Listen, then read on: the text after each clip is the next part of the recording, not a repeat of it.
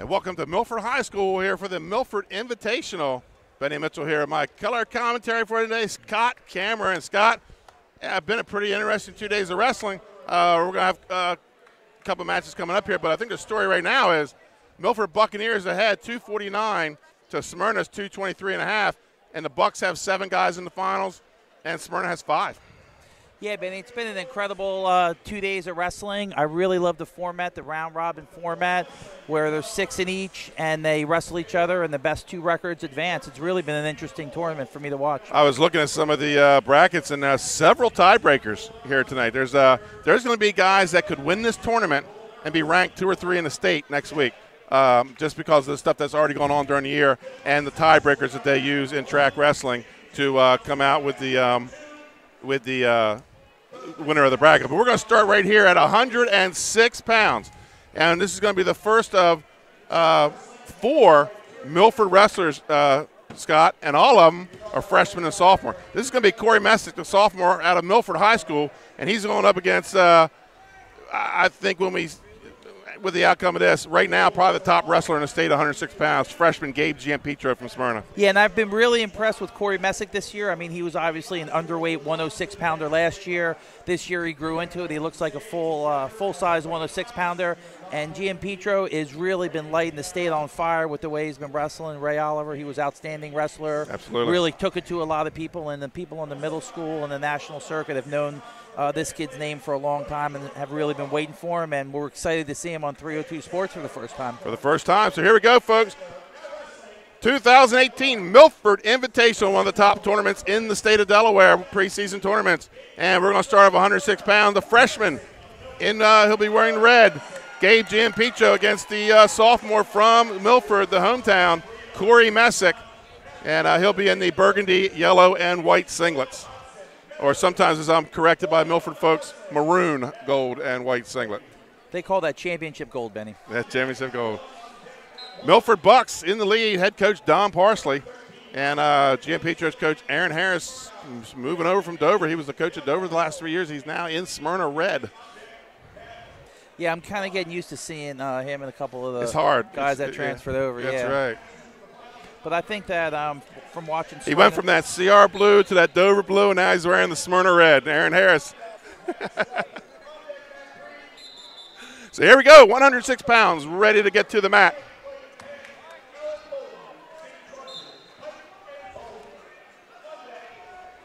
And we're underway.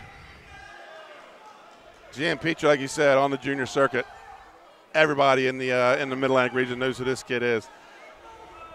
Yeah, Messick, undersized, as you said, last year, and now he's a full 106 pounds. Yeah, and I've seen Gabe do a lot of different moves. He's not really somebody you can pigeonhole into one style. I want to really say he's dynamic and explosive. And Messick gets the first shot off, low ankle, but it looks like Giampetro's going to scoot the hips over, get the power half. But Messick looking to gather up 2 here, but he's got that right arm back around. No takedown yet. Referee Eric Butson right on the call, and we're going to get a stalemate.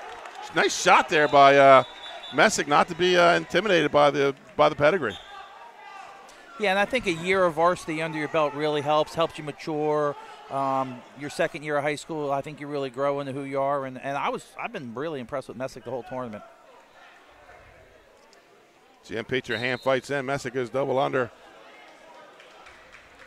I'm also really happy to see Coach Buxton refereeing, even though he's not coaching anymore, stay involved in the sport like Absolutely. so many. One of the better referees in the state, and when he goes back to coaching, like he did, we lose a good ref. So Messick in on another single, looking to sub up and out. Giampetro just keeps those hips in the right place, Scott. Yeah, he's heavy. His hips are heavy, I have to say that. Approaching 35 seconds to go here in the period. And I think, Benny, once you get to this level, finishing is really the most important thing. Absolutely. Messick gets 2 shots off, hasn't finished yet. 32 seconds to go. There's no score here at 106 pounds.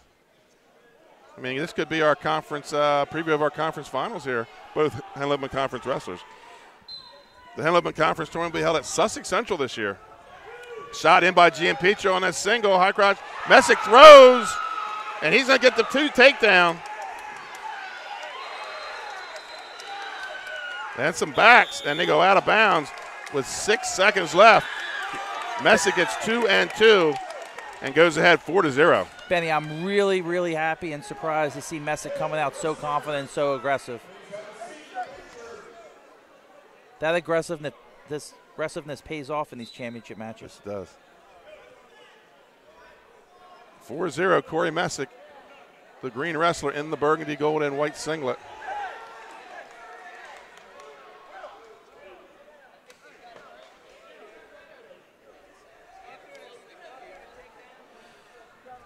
So, Benny, when we have a chance, I guess we should talk about who else is wrestling at this weight class. Let's go right now as we correct the clock. Next match up, 113 pounds, Cassidy Chas of Middletown. How about the freshman from Milford, Jack Toady? That's who he's going to see in the finals. Toady, the Polytech champion last weekend, and he's had a good 2 days here so far. So we're going to get back to action here at 106. Messick leads 4-0, 8 seconds to go in the period, and Messick is in the top position. And we're still, apparently they had the wrestlers' colors switched in track. And Benny, track wrestling was down for a little while. Oh, they had to go paper and pencil. And there's people all over the country that were really upset at that. They had to go paper and pencil to get this tournament done. I have to say, Milford did a really good job going old school for a short amount of time. Right. I really didn't even notice. And we're still, so let's go up to 120 pounds. Last year's 106-pound state champ, Mason Ankrum of Sussex Central. He's going to go up against Trent Grant, was a state qualifier last year. He's a sophomore from Milford. At 126 pounds, the 120 runner-up last season, Sebastian Saito of St. George's. And Scott, another freshman here from Milford, Tim OHara, 126 pounds. He finds his way to the finals. Yeah, and Tim OHara's a kid I'm really looking forward to. He's long. He's really coming into his own as a wrestler, and I've seen him make some great moves this tournament. And back to action, 106 pounds. Messick trying to ride out this period with the 4-0 lead, and that's what he's going to do. So Messick takes it to the second period. Coach Will Reed cheering on Corey Messick here. He's real excited the way he's wrestling so far early on. GM Petra is going to win the toss and take bottom. So he realizes he needs to get some scoring done here. 2 minutes on the clock. Second period is now underway at 106 pounds. First battle of the night, the 2018 Milford Invitational.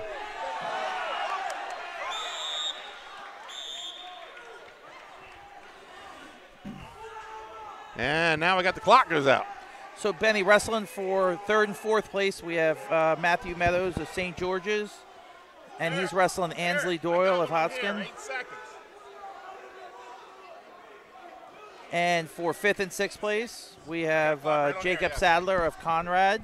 He's an 11th grader, and he'll be wrestling Cody Drummond of Laurel, who's a 9th grader. So here we are, back to action. A little bit of Trax is kind of losing itself tonight. But they're having a lot of trouble with the score clock here. So here we go, second period. 8 seconds going underway. And Jan Petro scoots the hips out. Messick able to lock onto one leg on the edge. And he's going to get the escape. 4-1. Corey Messick. And I don't know if this is going to end up a 4-1 match, Scott, the way Jan Petro has put points on the board this year. Let's see if Messick can shut him down. Yeah, and I really feel like both these kids are explosive. Messick likes to slow the pace down a little bit more than Jim Petro, but Jim Petro loves to score points. Jim Petro out in the front headlock with just a minute 14 to go here in the second period. Messick leads 4-1. Jim Petro looking to go behind. Messick reaches for the leg, can't get it. Jim Petro scoots. Has him flat, no score yet.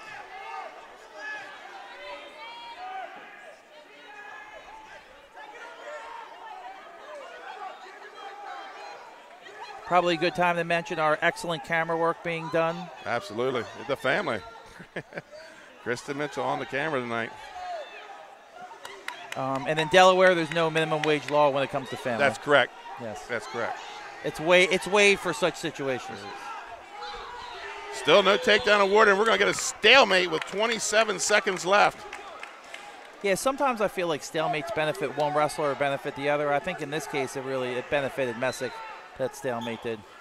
27 seconds to go in the period. 4-1. Messick leads here in the second period at 106 pounds.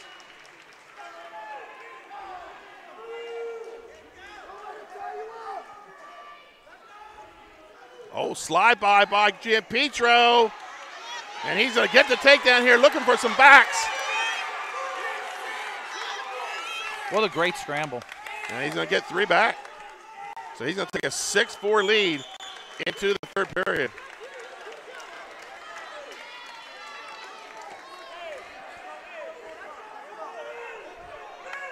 Is that right? No, I think it should be 6-4. Again, another problem with the score clock. That may be user error. Could be. Yeah, it was a. Actually, it should be 7-6. Should be the score. So, excuse me, 7-4.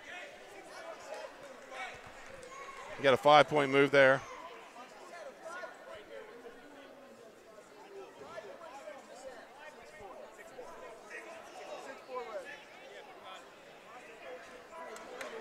This is your traditional wrestling argument about the score. Absolutely. During a scramble. Goes on in all levels. So Messick goes bottom position. No one wins. Only one person loses. Comes to his feet. Gianpietro gets the near leg in. So Messick with choice. He takes bottom. Gianpietro with the crossbody ride. Looking to add to his lead, and Messick looking to get out.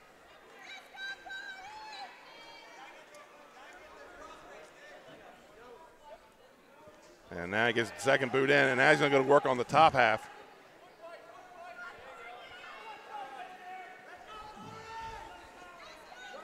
And this is where the ref has to sometimes make a tough decision here.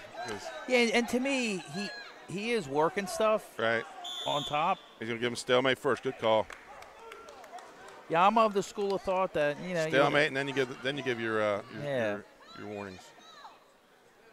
6-4 lead for Gianpietro. Goes to throw the leg, and Messick catches it, but Gianpietro able to cross face and force it in.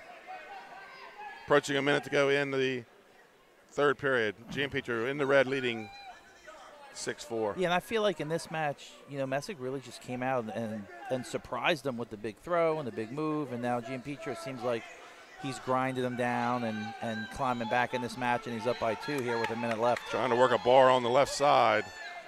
And it brings the wrist in on the right side. Referee Eric Buxton comes in and get a little closer look, see what's going on inside with under 45 seconds to go in the match. Messick looking to pull the boot out. And, you know, Gianpietro's just relentless. He gets it right back in there, Scott. This is really a great match. I mean, what a way to kick off this tournament, this final. This could be a safe final for us. Possibly, yeah. We could see it at the Henlopen Conference again. And possibly a state tournament. Could see it at the duel. 20 seconds to go in the match, and we're going to get a potentially dangerous. And that's going to give Messick a restart here at 6-4.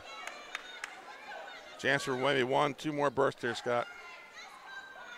Yeah, and I feel like Gianpietro's, you know, the next guy in that long line of dominant Smyrna guys that we've seen so much. And, you know, we should mention Brett Fleetwood, wrestling so well. Ranked in the top 10 at North Dakota State. Yeah, and four-timer. Seemed like he never did anything wrong when he was at Smyrna. So. And that's how it's going to end with Gabe Gianpietro, your champion, at 106 pounds. So that's going to bring us to 132 pounds. 113. 113, I'm sorry. Sorry.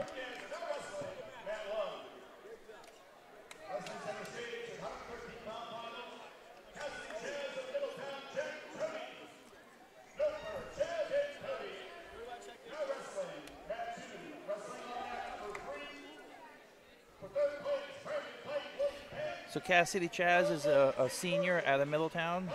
He's 8-2 on the year, and he's going to be wrestling Jack Toad, who's a freshman. 4-0. And won the Polytech tournament last weekend. Here he is in his second tournament in a row in the finals. And wrestling for third, fourth is Alan Bolden of St. George's and Brandon Pike of William Penn. And on the other mat, Brandon Munez of Del Castle is against Dylan Andruzzi of Smyrna.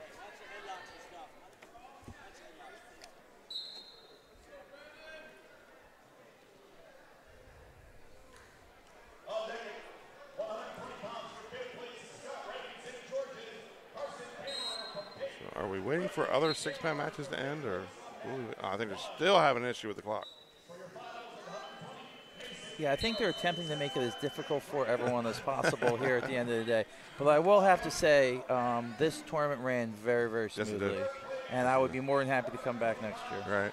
The this match here, this is probably as a freshman, each weekend's a bigger test. This is probably the biggest test to Toady of the season, as Chas ended the season ranked last year. For the Middletown Cavaliers. Toady, he's trying to make a name for himself as a freshman. And here we go, folks.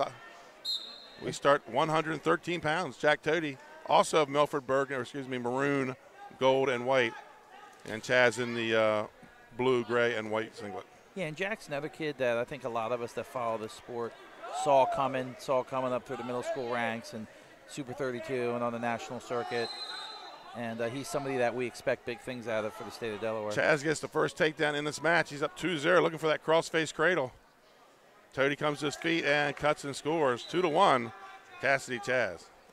Yeah, and I think as we move through the state, both these guys are going to probably have to face Zach Spence at some point from Sally's. Absolutely. He was injured last weekend at the Ray Oliver. I'm not sure what the extent of that injury is. I don't believe he's on the brackets for Solanco this weekend. The Solanco tournament. Have you been to Solanco, Benny? No, my son's up there right now, coaching the Caesar out. The Riders up there. Oh, shot by Toady. Got to cut that corner, Scott, and run that double. Solanco's wrestling. That's wrestling country up there, yes, Benny. It is. The Mules. That's right. Message looks like he's going to go across that hip and going to get to 2. No backs awarded. Hanging on to the legs. So he's still in the top position. And we're going to go out of bounds with 42 seconds left in the first period. Jack Toady leads 3-2 for the Milford Buccaneers. Great scramble, great mat awareness, putting those back.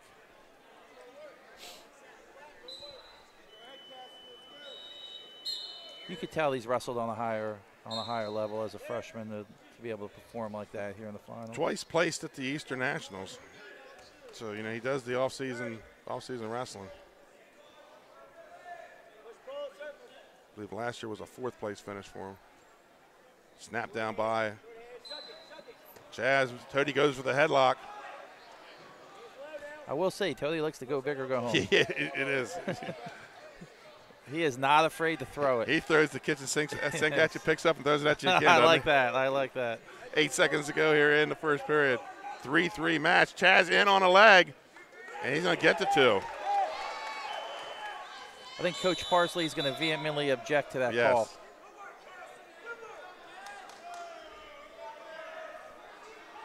And here we go to the head table with Coach Parsley. He's saying that we were funking on that shot. Coach Parsley said, "Do you realize I'm the tournament director and the coach here?" That's right. And I believe I pay you. And I'm signing the check for this match. So he changes the call. Ooh.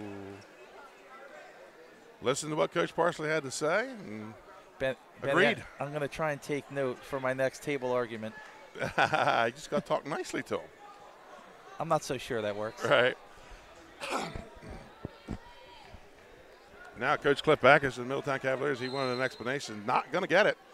Chas wins the toss. He's going to go bottom position here in the second period. 3-3 match at 113 pounds.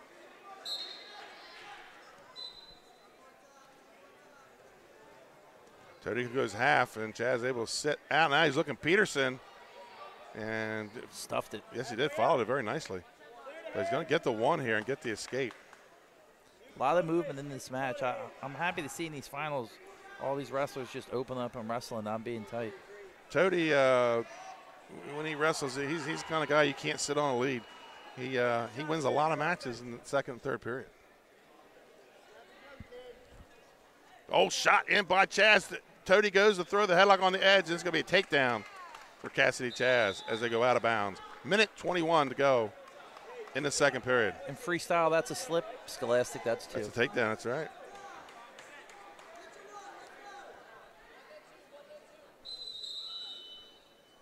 We have 3 of the top Blue Hen Flight A schools here, Middletown, St. George's, and William Penn, all here at this tournament with some of the top Henle Open Conference teams as Toady gets his escape, makes it a 6-4 match, so he's within a takedown of tying this up with approaching a minute to go in the second period.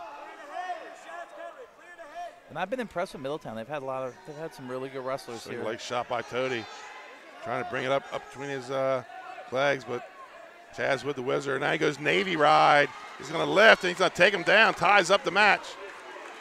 6-6 in the second period. That was a grown man move Yeah, right it was. there, Benny. Yeah. That was a grown man move. He went to the Navy and just lifted him off the mat. Yeah.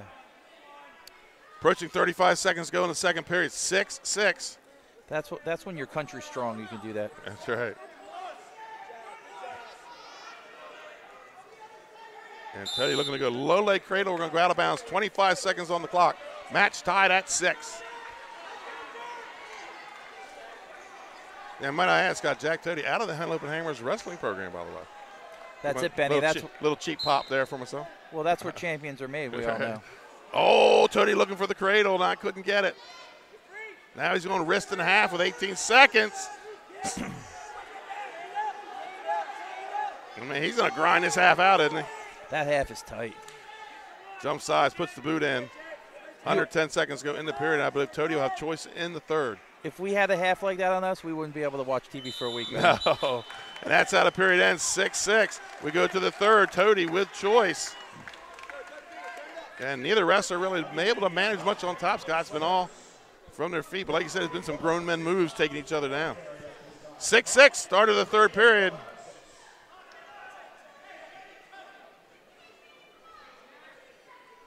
And here we go, Toady taking bottom position.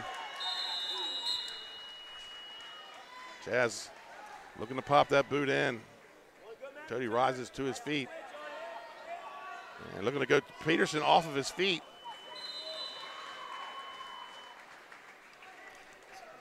And then goes switch and gets the one.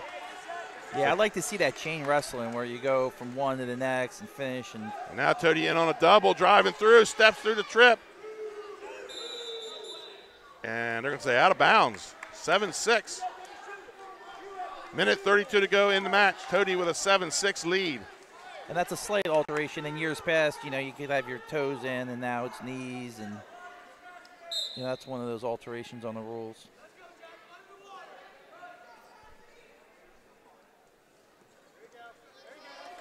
These matches so often come down to a takedown at the end.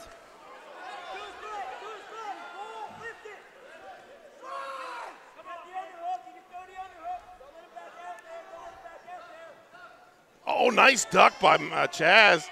And he's going to get 2 here, and he does.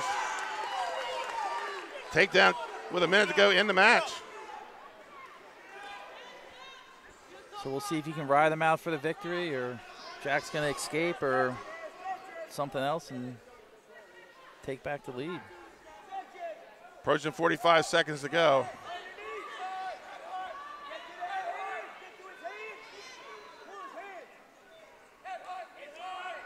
A restart would be really helpful right now for the Milford wrestler.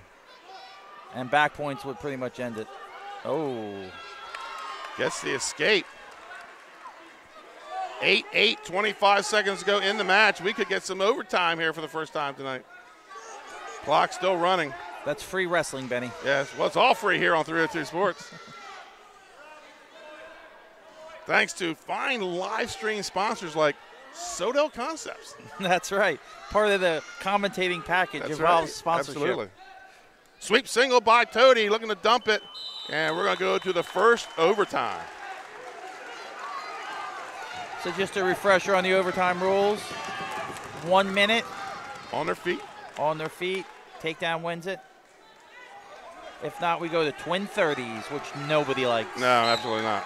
1 minute on the clock, and we're underway here at 113 pounds. 8-8 between Jack Cody and Cassidy Chas. Toady of the Milford Buccaneers, the host of the event. Chas of the Middletown Cavaliers out of the Blue Hen Conference, shot by Chas.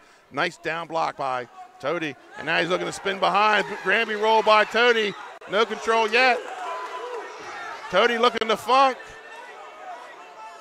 What a great scramble. And he's going to award the 2. Takedown.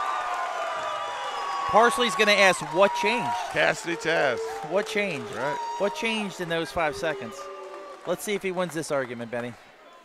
He is 1 for 1. He is 1 for 1. Cassidy Chas resin out with the title. He's saying he held him there for 2 seconds. You know how to bail yourself out of that? Count some back points. So, Cassidy Chas from Middletown High School is your winner. At 113 pounds, that's going to move us to 120. So at 120, we have the sophomore Mason Ankrum from Sussex Central. He's wrestling Trent Grant, the sophomore from Milford, who was 26-18 last year. Mason Ankrum is the defending 106-pound state champion. In the fourth place match, Matthew James from Delcastle is wrestling Nicholas Bailey from Middletown. And Carson Camera from Cape is wrestling Sean Reagan from St. George's. So we move to the 120-pound final. Ankrum will be wearing the green anklet, and Trent Grant will be wearing the red. And Grant last year, 113, state qualifier, 24-match winner for Milford. Moved up to 120, a little bit of a growth allowance. Right. You and I tend to move up weight classes also every year. Every week. Every week. So far, Scott, your thoughts on this Milford team? The young guns coming out and losing the first 2, but in battles with 2 top guys. Yeah, and I think that Milford has a really good group of young guys. They have a lot of excellent coaches. They have a long tradition here, and they're going to be going to D2 next year. So we'll see. Going D1 next year. They're D1 next year. Yeah, they're D2 right now. So I think right now they might be the best team in the state right now. Yeah, and we'll see. There's some Caravel has some really good young wrestlers, and they don't quite have the lineup, I think, to match up D2 with them. And I was looking at the IR lineup, and they're pretty solid across the board. IR might have the best lineup they've had in a long time. Right. And but then you got the Caravel Buccaneers. Yeah, and we talked a little bit about them, and they have some really, really good freshmen that are tough. They got Nick Hall and the Poor kids. Alex Poor. Yeah, so the problem is I think they don't quite have that full lineup. Right. So. And the Milford Buccaneers are solid at all 14 weight classes. Yeah, and that's unusual, not to really have any monster superstar, multiple-time state champs, though they might by the time it's all said and done. But right now what they have is just a solid lineup from top to bottom. And when you're in a dual meet situation, that's what you need. That's right. I mean, you can't have any holes. You got to win 7, pin 7, and have one guy bridge. There you go. So here we go. 120 pounds underway in the blue singlet, Mason Ankrum of Sussex Central High School. And in the maroon, gold, and white, that's Trent Grant from the host, Milford Buccaneers. So we're underway at 120. 2 champs on the board already. So an interesting thing in this format today, Mason Ankrum actually lost his last match. We have a few of those. We'll talk about them. Yeah, and Trent Green lost his first match this morning, 8-3, but came back and pinned the wrestler from Delcastle. Talking to Jody Wilson, who is running the track here.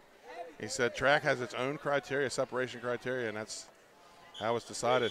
I tell you what it's going to do is the rankings are not going to look like the placements here at the Milford Invitational in several weight classes. The one thing I did really like about this tournament is everybody got a lot of matches. Yes. Yeah, everybody's walking out here with 6 matches. Yeah, and when you're limited to 16 really events, as in Delaware, if you can get 5 or 6 matches in 2 days and against good competition. The guy this helps is that freshman or sophomore, instead of getting 0-2 in a bracket, now gets out of here with six matches, even if he goes 0-6. So, you're getting that experience. And as we know, Scott, you learn more from a loss than you do from a victory. That's right. I learned more from my losses. That's why I tried to limit them. I didn't want to learn. You hated to learn, right? I hated to learn. I didn't need to learn anything. Russian tie here by Graham. Ankrum pushing away. And Ankrum in on a sweep single. And going to reach down, pull that. It goes for the head. I've watched Mason Ankrum wrestle a lot, and close matches don't really bother him. That's one of his strongest suits. He seems like he wrestles really tough. Even when the matches get tight, it doesn't seem to stress him out too much, which I like. And Grant seems to be Grant's dangerous. He's dangerous. He's a really streaky guy, and he's very dangerous. I mean, he was winning 1-0 and pinned James from Delcastle, who had 33 wins last year. Back to that Russian tie. And he just needs to level change and bring that tie arm up, take away that push on the head. And that's how the period is going to end of the first period. Nothing here at 120 pounds. Toss is going to go to Milford. They're going to defer. And Ankrum will go bottom position. 0-0.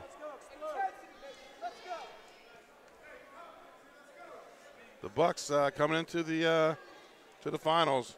Comfortable 26-point lead on Smyrna.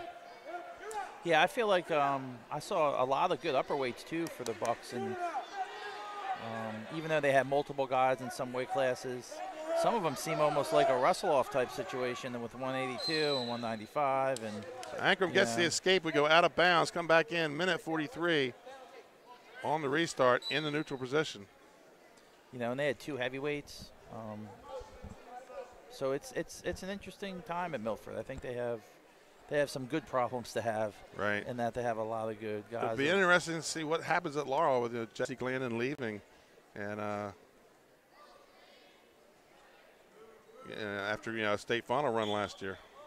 Yeah, I haven't seen much in Laurel, so I'm not 100% Two guys sure. in the finals tonight. Yeah, so I'm not sure, Ankrum in on a shot, subs up. Brings the low leg down to the mat. And another funk by Grant. Yeah, that's a Parsley thing. That's the guy that brought this here with the funk. Even though he cannot do a funk. Nah, we can no longer funk. He's funkless at this point. But he's an alumni of the same school, Lock Haven. That's right. We had a nice alumni mixer. Had Ronnie Perry here at Milford High School for, I believe he also did a clinic down at Cape, too. Yep. Did one here at Milford. Back-to-back days, played a little golf. Yeah, so Ronnie Perry's the last Lock Haven finalist since Kerry Colott. And Chance Marsteller was here. We're hoping that Chance Marsteller is Lock Haven's next finalist. National finalist. So maybe national champ. Maybe national champ. So we're looking forward to that. And Vincenzo Joseph is his main competition from Penn State. And if anybody knows Lock Haven, we hate Penn State. All right. They're your close neighbors, right? Yeah, we're close to them. And shot by Ankrum in deep on the single. Looking to sit him. And Grant's going to roll, go out of bounds, and Ankrum will get the 2. 3-0 for Mason Ankrum here. 19 seconds to go in the second period. Yeah, and Ankrum just stays solid and keeps to the basics and keeps moving forward and really doesn't get shook, which is really part of why he's been so successful here. Now he's getting some back points on the 2-on-1 tilt. Referee Marvin Dooley holding 2 and gives the 2. 5-0.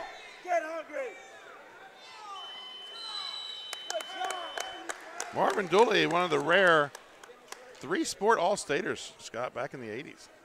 All-State in football, a couple state titles, and a baseball All-Stater. Went on to play in the Pittsburgh Pirate organization.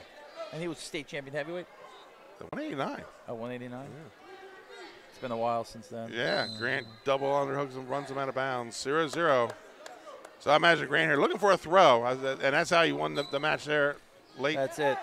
It was late. He was up 1-0 and threw James to his back and pin. Real big surprise. Anchorman on a single. Brings it up high. Looks the front trip. And going to give him the 2. And Coach Parsley coming to the table. Let's hear what he says, because he's been crushing it on these conversations. I think he just said, I hate the Pittsburgh Pirates. He's not getting that call. Nah, he's from that area. Yeah. He's a Pittsburgh guy. Oh. So they're taking away the takedown and now going fleeing the mat.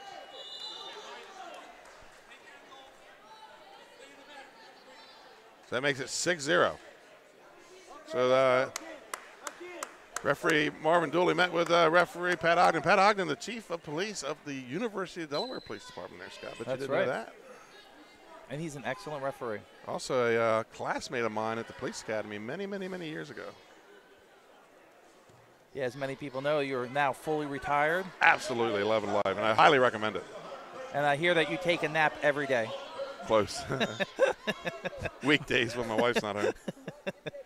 When there's no wrestling to be had. That's right. When there's no wrestling to be had. You know, football season was tough. We just got through a long, grinding football season, you know. I'll tell you the one thing I like about wrestling, it's always warm in the gym. That's right. Sometimes hot. Sometimes hot. 6-0, minute 9 to go here in the third period. And I think this was one of those matches that, even though it was 6-0, it was a little wider of a gap than that. I think. He's after the first takedown, Ankram's not been in any danger. Yeah. But this kid's dangerous. Yeah, he's looking to go in low and come up and throw is what he's trying to do. And I think Ankram wrestled a really smart match. And, right. You know, he was up by 6 and hasn't really taken any chances. Right, what he's doing, he's catching him charging in and hitting that sweep single, that little short sweep single. They go out of bounds 6-0 with 31 seconds on the clock. Sometimes styles make the matchups too. So if you have a guy that's attacking and a guy that's defensive, it can be good.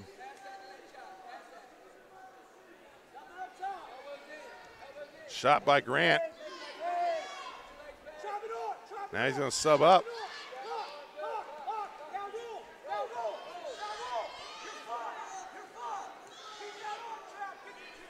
Ten seconds to go here. Mason Ankram looking to go behind and get one more takedown.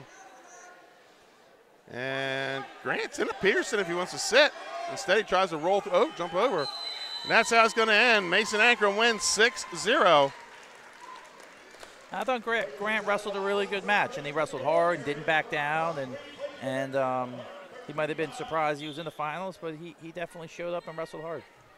You know, another interesting thing about this tournament, Scott, is some guys didn't know they were in the finals until right before the finals because they had to wait for all those brackets to figure out. Yeah, one of the things that was also interesting, you know, from watching this tournament, typically the mismatches happen early on, so you have a mismatch in the round of 32 or 16 or whatever, and usually the semis are tighter and the quarter semis are tighter. Here it was kind of all over the board. You know, you saw probably some big mismatches in the very last match before the finals. Right. So here we go. 126 pounds in the autism awareness uniform from St. George's. That's Sebastian Saito. He was a state finalist last year, losing to Robbie Rosser, who's now wrestling at Missouri Valley University. And he's taking his spot maybe here. Tim OHara, the Milford Buck, the freshman. He was a runner-up last year in the middle school conference tournament. Did you know who he lost to? Teammate Jack Toady. I did not know that. Yes. So now they went from being opponents to teammates. OHara, the fourth Milford Buccaneer to appear in the finals. The first 4 goes. I do know that Sebastian Saito's hair is much darker this year than it was he had the dye job going last year. Yeah, the dye job. As a matter of fact, he's in our cover screen. This is from last year. Sebastian Saito on our cover. There you go. He was. He had a great tournament last year. He did. I mean, he just had an incredible run. He was a lot of fun to watch. So he's a senior this year. He's 9-2 so far in the year. And like you said, Tim OHara is a freshman. Let me tell you a little something about Tim OHara. He's already 16-2, Benny. Yeah, Tim OHara last year and this year, when wrestling season ended, because that's where the Hello Hammers practice, right here at Milford. He was in there, and I couldn't count on a hand how many practices he missed. I mean, it wasn't many. I could count on one hand how many practices he missed. And then took the break, and he comes right back out in the fall, and there he is. You know, he's worked out all last spring, all fall, and finds himself in the finals today. And he looks like somebody to me who's going to grow into his frame. You know, Yeah. I don't see him being a lightweight forever. You know, No.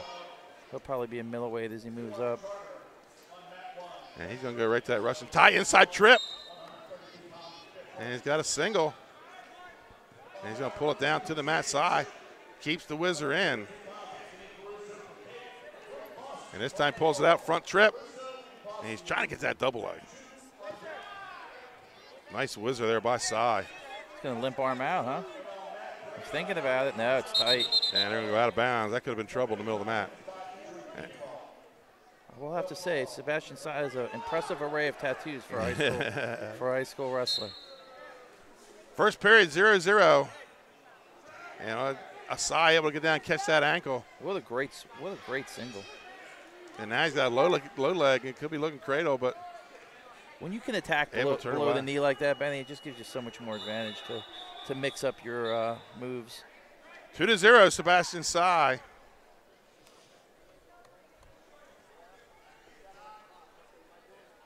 From St. George's. St. George's has had a really impressive run in this tournament. Yeah, tough guys. They're the favorites to win the Blue Hen Flight A, which is equivalent to the Henlopen North.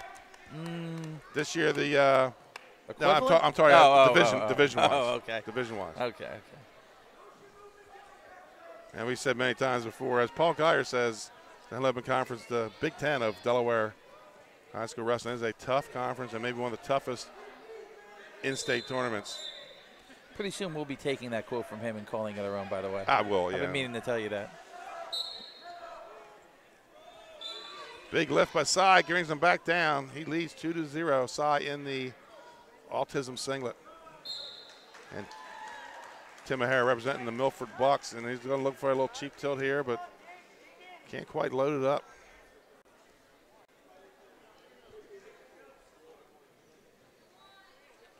Under 30 seconds to go in the first period, 2-0. And Sai going, look like he might go to cradle it, but OHara able to get to his feet, but he is going to bring it down to a cradle, but OHara able to step out of it, get the escape, and shot right away. That's part of that score again mentality. But unable to finish. And like you said, it's one thing these freshmen are finding is different than the youth level. It's finishing's a lot harder in high school. Yeah, finishing is so difficult. Now you're talking about a senior, with really good hips that's been in these positions before. And I think the whistle, the buzzer may have saved Sai on that shot there, Scott. Yeah, but he wasn't bailing on it either, though. I felt he wasn't. He was going all in. OHara wins the toss. He's taken down. Yeah, he is going to take down. He trails 2-1. I will say he didn't even look over this corner. Not the first time. He did the second time. Yeah. You know what you say, if you don't look at your corner and you take down, you better get out. Second period underway. OHara looking to escape side, brings him back to the mat. OHara over that head a little bit. That's not great position there. But he's going to come out of it, Scott. And he's got a deep half. Sai's been in some close matches. I mean, he won a 1-point match. And Sai's he just magically comes out of all that. Yeah, Sai won a 1-point match in the first round against Mikey Frederick and won a very close match. OHara's going to score 2-2 against Sydney at the. Now we're starting to see Sai showing a little bit of signs of fatigue here, Scott. He's both hands on his knees. And OHara able to take advantage of it. He has to finish, though. He gets in on the shot. Yeah, I mean, your sixth match in 2 days, it'll test you early in the season. It'll tell you where you're at. OHara looking to go under that leg. Oh, and he gets a stalemate just as he's getting ready to sub under that leg. 59 seconds goes second period. 126 pounds. Sai, the senior, out of St. George's, the St. George's Hawks, and OHara, the freshman from Milford. Oh, a little ankle pick by OHara. No points. On the edge, and we're going to get no score. Sai is funky. I will say he doesn't have the gold hair, but he has the gold shoes this year. Yes, he does. I tell you, these two, they show you the advantages of being long and lanky. These two wrestlers. Yeah, and these are two super nice kids I've had a chance to talk to over the years too, and they another low, really good for the sport of wrestling in Delaware. Another low single by Sai, and he's looking to sub up through the legs. OHara just kind of grabbing for anything he can get a hold of right now. OHara's got great hips. 2-2 here, 15 seconds to go in the second period. OHara might wish someone to go Merkel here. Yeah, he might get his two. He gets it. And a reversal. And a reversal. Don't blink. Not with these two. 4-4, and we end the second period. As we go to the third period, 4-4, it'll be size choice. And he's going to go bottom position. He did look at his coach for that one. Yes, That's good to see. Yeah, and body language here, Scott. Cy looks ready to go. Yeah, Harrop comes back to the center.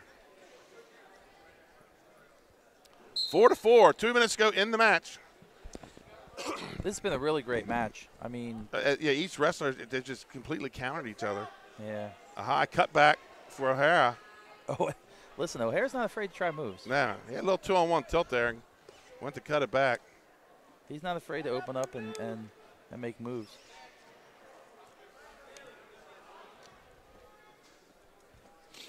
Oh, a little switch coming here by Cy, and again countered by OHara. OHara now looking cradle.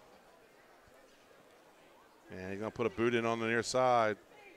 You know, you wonder about these situations where it's tied, like when do you want to get out, you know? Right. First, how long do you want to get rid out and possibly turn, but.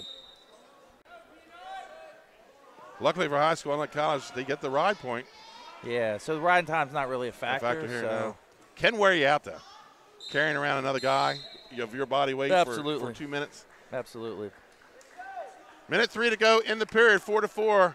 OHara up and back to the center, and Cy, there's the fatigue we were talking about we saw earlier in the tournament.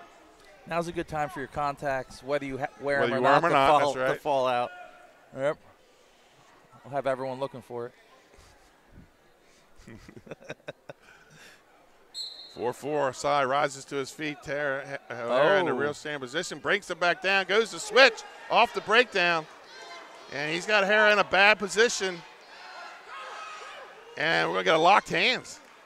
And one. And a reversal. That's the worst possible scenario. I hate when that happens. You give up the locked hands plus the 7-4 you got two for Sebastian swipes. Saito, and now he's going to get back points on top of that. That's a quick two. That's a quick 2 swipes, but 30 seconds to go in the match. I mean, Sebastian, I watched every match he wrestled this tournament. He really kind of did this the whole tournament, you know. 9-4, under 20 to go. Wrestled a lot of close ones, pulled them out. Cy looks like he's going to be your champ. I'll tell you what, OHara gave him everything he wanted for 5 minutes. This last minute here, Cy has opened up and going to win the match 9-4. So your champion at 126 pounds from St. George is Sebastian Saito. Tim OHara wrestled good for a freshman, though. I mean, he came after it. He's going to be ready. He'll be ready for the next time they meet. So Milford puts 4 out to start the tournament, and all 4 finish in second. So that's going to bring us to 132 pounds, and this will be a good one. These guys, I think, are 1-1 against each other, Scott. Yeah, and they wrestled in the conference and in the States. They wrestled in the semifinals of States last year with Anthony Caruso coming out ahead. Now, last weekend, Foskey was at 126. This week, he's going up to 132. Remember that match we did, Laurel against Milford? Yeah, crazy match. And all the lights were out, and they had the glow sticks at Laurel. One on a pin that never happened. If the Milford kid gets the pin, they win the match. And they had a DJ. Had him on his back for a minute. They had a DJ that took his speakers out of his car and came and set up. It was awesome. That was probably one of the best wrestling environments I've been in, you know. And when I was at Lockhaven, we beat Penn State. So that was incredible. That's the things you got to do to bring the fans to the match, you know. The live music, the live bands, the jazz bands, pep bands, whatever.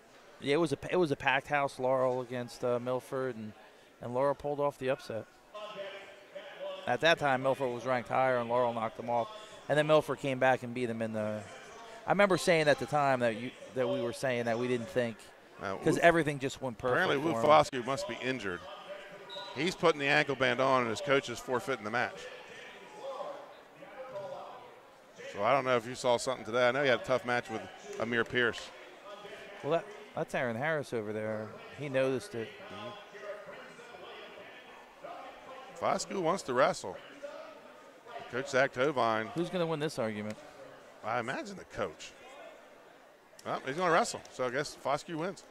So here we go, 132 pounds. Yeah, he bent down kind of weird, and Aaron Harris walked by and said, "Hey, man, what's going on?" You know, and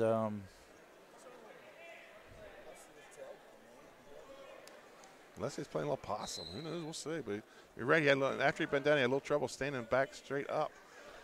I hate to say that looks like somebody else I know. What? Have trouble getting back up? Yeah, from. Oh no, he's hurt, Benny. Yeah. Every time he tries to get back up, he's gingerly coming. He doesn't. And I've watched him wrestle a lot. He's incredible. He's a really incredible athlete and a great wrestler. And typically moves really well. So we'll see. Caruso looking to throw by, gets in on a high crotch. And still no turn to the mat. Foskey with the whizzer. Yeah, Foskey was great with that whizzer. We've seen a lot of that out of him, and not giving up on stuff and making people really earn takedowns. Still no score here, 0-0. That's going to be two. Oh, no. Yeah. And finally, Caruso with the takedown. Caruso's good in those scramble situations where he goes hip over. He's made a living off of that through the years. So Caruso, you just hope it doesn't get timed. Yeah. One of these times, and the other guy's hips go up. Yeah. So Caruso, state champion at 106 as a freshman. And couple runner-up spots. Yeah, finalist as a sophomore and junior, and here he is in his senior year, on pace to be the all-time winningest wrestler in Cape history. Had a tight match last night with in the first round with Will Carl. 1-point match. Yeah, that was a great match of the night. Yeah, I watched the whole match, and it's interesting in this round-robin format. So here you have two highly ranked guys that normally you'd see in the semis, but they're wrestling first round. You would never see a first-round match like that in a traditional 16-man bracket. So at the end of one, 3-0. And again, Foskey still having trouble coming to his feet. And he's going to defer after winning the toss. And Caruso will go down. 3-0 Caruso, 2 minutes on the clock, second period. Looks like Buxton hit him with on the out of bounds. He warned him on the out of bounds call, and then called him again on bottom.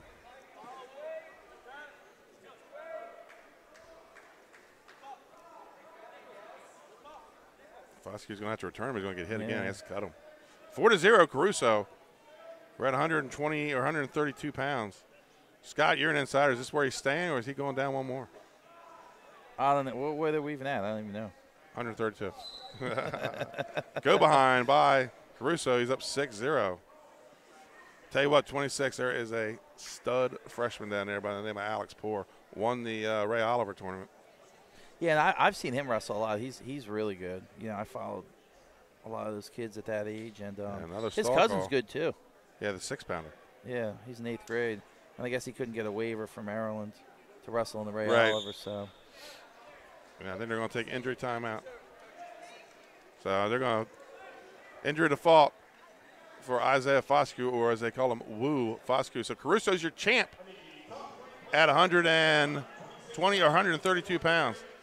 You know, good show of sportsmanship there on Caruso's part to check on a guy that they've done battle before with. So, a lot of respect between the two of these guys. While we're talking about Caravel, the Bucks, coached by Mike Welch, and if that's not good enough, having a Mike Welch in your room, now helping him, Tim Casey. I saw that. Tim Casey, two-time Pennsylvania State champ, wrestled at Bloomsburg, was a former coach at Howard High School. Yeah, and then we've seen Tim Casey on the summer circuit a lot, coaching. So it's good to see him involved. I think he's a counselor now, isn't he? In the driver's ed teacher. Driver's ed. Well, we need more of those in the world. Yeah. Do they have those in Pennsylvania? I'm not sure. Apparently not. Well, he's in the Votech system, so he's making pretty good money. So Natter Caller will be in the red, as we're going to see two red singlets out here. And we're going to see our second Smyrna Eagle. All right, so here we go, the 138, Benny. And Nick Natterkohler, who's 8-1, he's a senior. He's going to be wrestling Isaiah Jenkins from Laurel, who's 8-0 and a junior. So Dom Faintner from Milford, 22-2, is wrestling for 3rd and 4th against Jared from William and Penn. And Javon Saffold, who just is coming off a state championship football, 302 Action Sports, is going to wrestle DeJuan Johnson for 5th and 6th from Cape. Natterkohler here was a state champ as a sophomore. And interesting enough, beat Caruso in that final match 2 years ago. Yeah, and that was a match, at Dover, came down to the wire right at the end, and Natterkohler got that late takedown. And that was an exciting match. Isaiah Jenkins here, another Hammer product down at our Sussex County practices. He's, I believe, a sophomore. He's listed as a junior on track wrestling, but I thought he was a sophomore. Considering track wrestling fresh today. I know about the red because he's been 2 years now. Yeah, he is a junior. That's correct. Here we go. Nick Natterkohler in the red. Isaiah Jenkins in the gray for the Laurel Bulldogs. And we're underway at 138 pounds. Jenkins is a 120-pounder last year. Natterkohler in on the low ankle right away.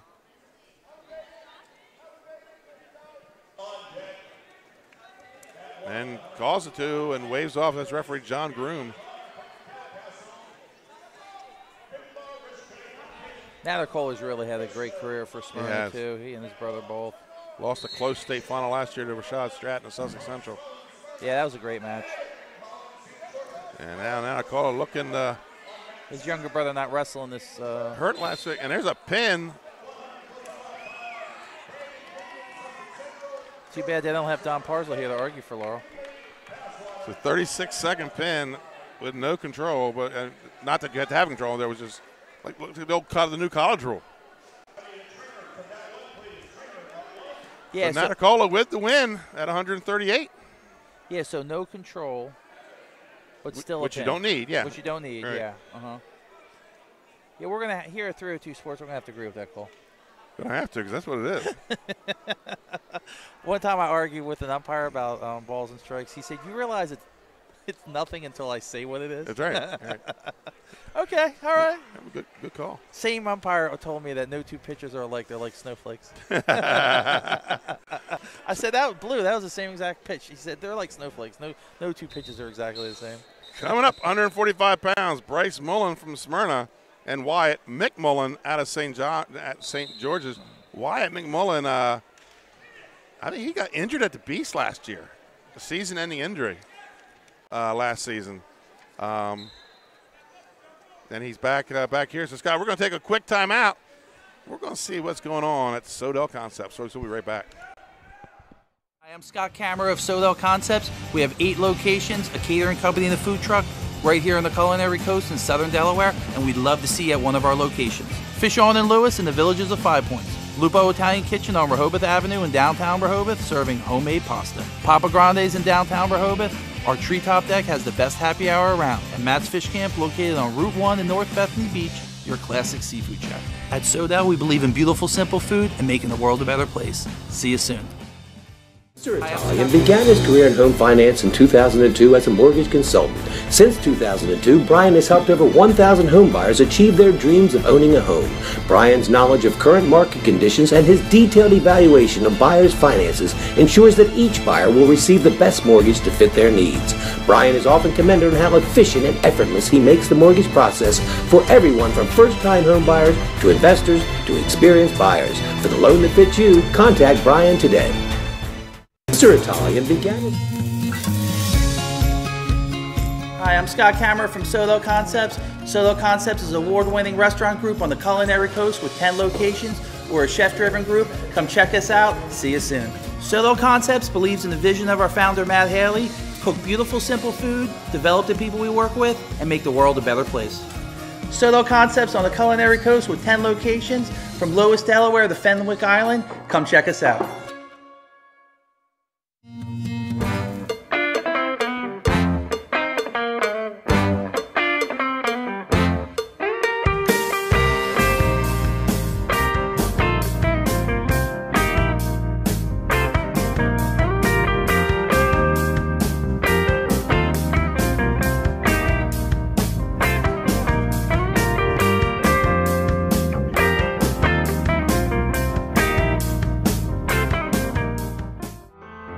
Life's too short to hate your home. Remodel your home with the pros voted Delaware's #1 home improvement company. Ferris Home Improvements has something for every homeowner at their new showroom on the corner of Kirkwood Highway and Harmony Road in Newark, Delaware. Explore products and layouts with the area's top designers. Touch and feel products that inspire your dream space. Ferris Home Improvement's pride in the details make them the area's best in roofing, windows and doors, siding, decks, kitchens, and bathrooms. Want a professional, no-pressure remodel? Go see the best at the Big Shamrock on Kirkwood Highway. Ferris Home Improvements. Quality workmanship from a neighbor you can trust. The Hadley Group is your local real estate resource. Brian Hadley joined Patterson Schwartz & Associates in 2005. In 2013, Nicole Flora joined Brian, followed by Emma Burnett and Grant Jepp in 2014. That's when the Hadley Group was formed. Patterson Schwartz Associates offer you exceptional knowledge of local market conditions and a commitment to represent you honestly and professionally. So for your next purchase or sale, think the Hadley Group. Visit our website at thehadleygroup.re.com. And welcome back to Milford High School. Milford Invitational is the quick pin. Has caused us a long delay here on championship matches. You're watching I believe that's Dom Freightner over there. And who do we have from Brinka? I already filed it, Benny. Hold on one That's second. all right. I think it's Brzezinska from, if I'm pronouncing it right, from Wayne Penn. Yeah. And we saw over here on while we're at the commercial, Javon Saffold, just 7 days off high school state championship in football. And he gets the pin over there with a little spladle action, a little banana split action. I believe that was Jones from Cape Henlope. And Saffold, interesting. He's the only guy at Sussex Central that has a ring in wrestling and a ring in football. He was on the freshman the year they beat Smyrna for the state title, Division I state title. Yeah, that was in 2000. 2 years ago, yeah. And then he is I remember he was the cornerback. He was a cornerback on the Sussex Central team that just won a state title last Saturday afternoon. And one of the best defenses, Scott, I've seen play in a long time is the Sussex Central defense. Talking to their coaches on Wednesday night at our show, and 112 tackles for a loss for just the front four guys. You know, that's playing in the backfield over 13 games. Yeah, when you have a front four that plays in the backfield, you're probably going to win some games. Right. And we're just happy and proud that a downstate team brought back a state title. In both divisions. First time ever. In both divisions. And we're not just downstate, Sussex County. Because, you know, the Kent and Sussex County make up the Henlopen Conference. Yeah, absolutely. And then most of the smaller schools are in Sussex. Even the Division I schools are fairly small. Sussex has a pretty good enrollment. I think they're around 1,300, Cape around 1,400. They must be because they're building new schools down here left and right, so they must be obviously filling them up. Yeah, I think Cape has something like 6,000 students now in the whole district. Yeah, so they're really growing. Sussex Central's really, I mean, the Indy River School District's really growing. Yes. People from New Jersey are liking moving here. Like you. I was telling somebody today, Scott, your story about moving to Delaware and, you know, $7 in your pocket and a bike on the boat. Bike, that's right. And I did tell him, I had to clarify that. Now I said that money changes every time he tells a story. You know, it started out as 15, and he got it down to 9. Now it's down to 7 last time. No, well, just kidding. I was married, so right. I only get half that. There you go. There you go. So if you had 14, you're right. You only had 7. Yeah, that's right. I got a job washing dishes for minimum wage. Wow. And I was worth less than that. Well, Scott tells a story of stick-to-itiveness in your life, you know, to others. You know, like you said, literally came across the boat with cash in your pocket and a bike, and now you're the CEO of Sodal Concepts. And as I tell kids all the time, man, you know, you're looking for a summer job or a job. You know, here's a guy that he looks at athletes first because he knows what they've been through as an athlete. Talk about that a little bit. Yeah, and I feel like sports are a really good metaphor. I mean, take today, for example, and like Tim O'Hara's been working, and you talked about how much he's been working. Right. I mean, he's been working for months and months and months and getting up early and training and maybe going, starving yourself to make weight and all these things, and then still comes out here and as a freshman and loses. And shook his hand, looked at the kid in the eye and said, I'll be back. I'll see you next time, and that's something that that translate into your adult life. Yeah, and it helps. And there's going to be times when you're down and things don't go right, and you need to dig deep. And once you wrestle, everything else is easy. And the more people involved in wrestling, I think the better it is. Yeah. And Sussex County has done a really good job of keeping kids involved in wrestling. Mm-hmm. A lot of clubs down here. I was talking to one of my 12-year-olds the other day, and things haven't really been going the way he wants them to go. And he told me he's bored. I've been doing this for 8 years. I said, buddy, 8 years. He said, wait till you're done high school when you go in the workforce, man. You're talking 30. Yeah, so, if you're lucky. Yeah. Yeah, if you're lucky, 25 or 30. But yeah, I mean, I've been helping out, volunteer coaching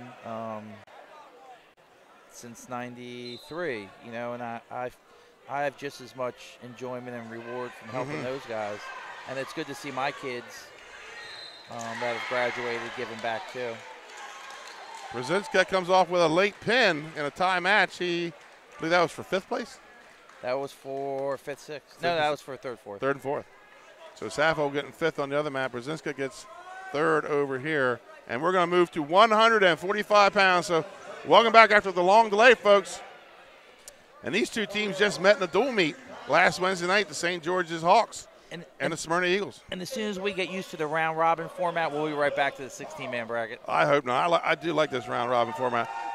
The one thing I don't like about it is I don't know what time I'm going to start my broadcast. That makes it a little rough. Yeah. But they said 4 o'clock. Don Parsons said 4. I think we started at, 4:15, 4:20. So here we go. 145 pounds underway in the red singlet representing the Smyrna Eagles is Bryce Mullen.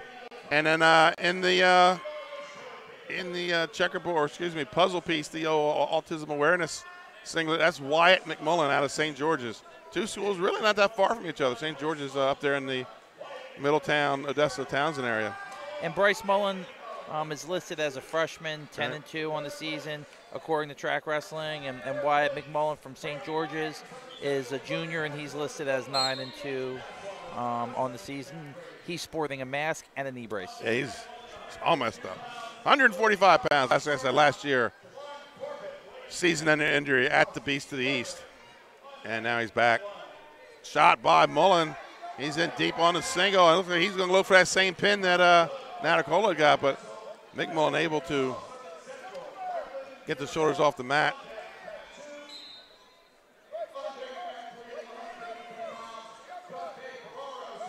And a little bit of a scramble going on here. Now it looks like McMullen wants to funk. Can't get the hips up.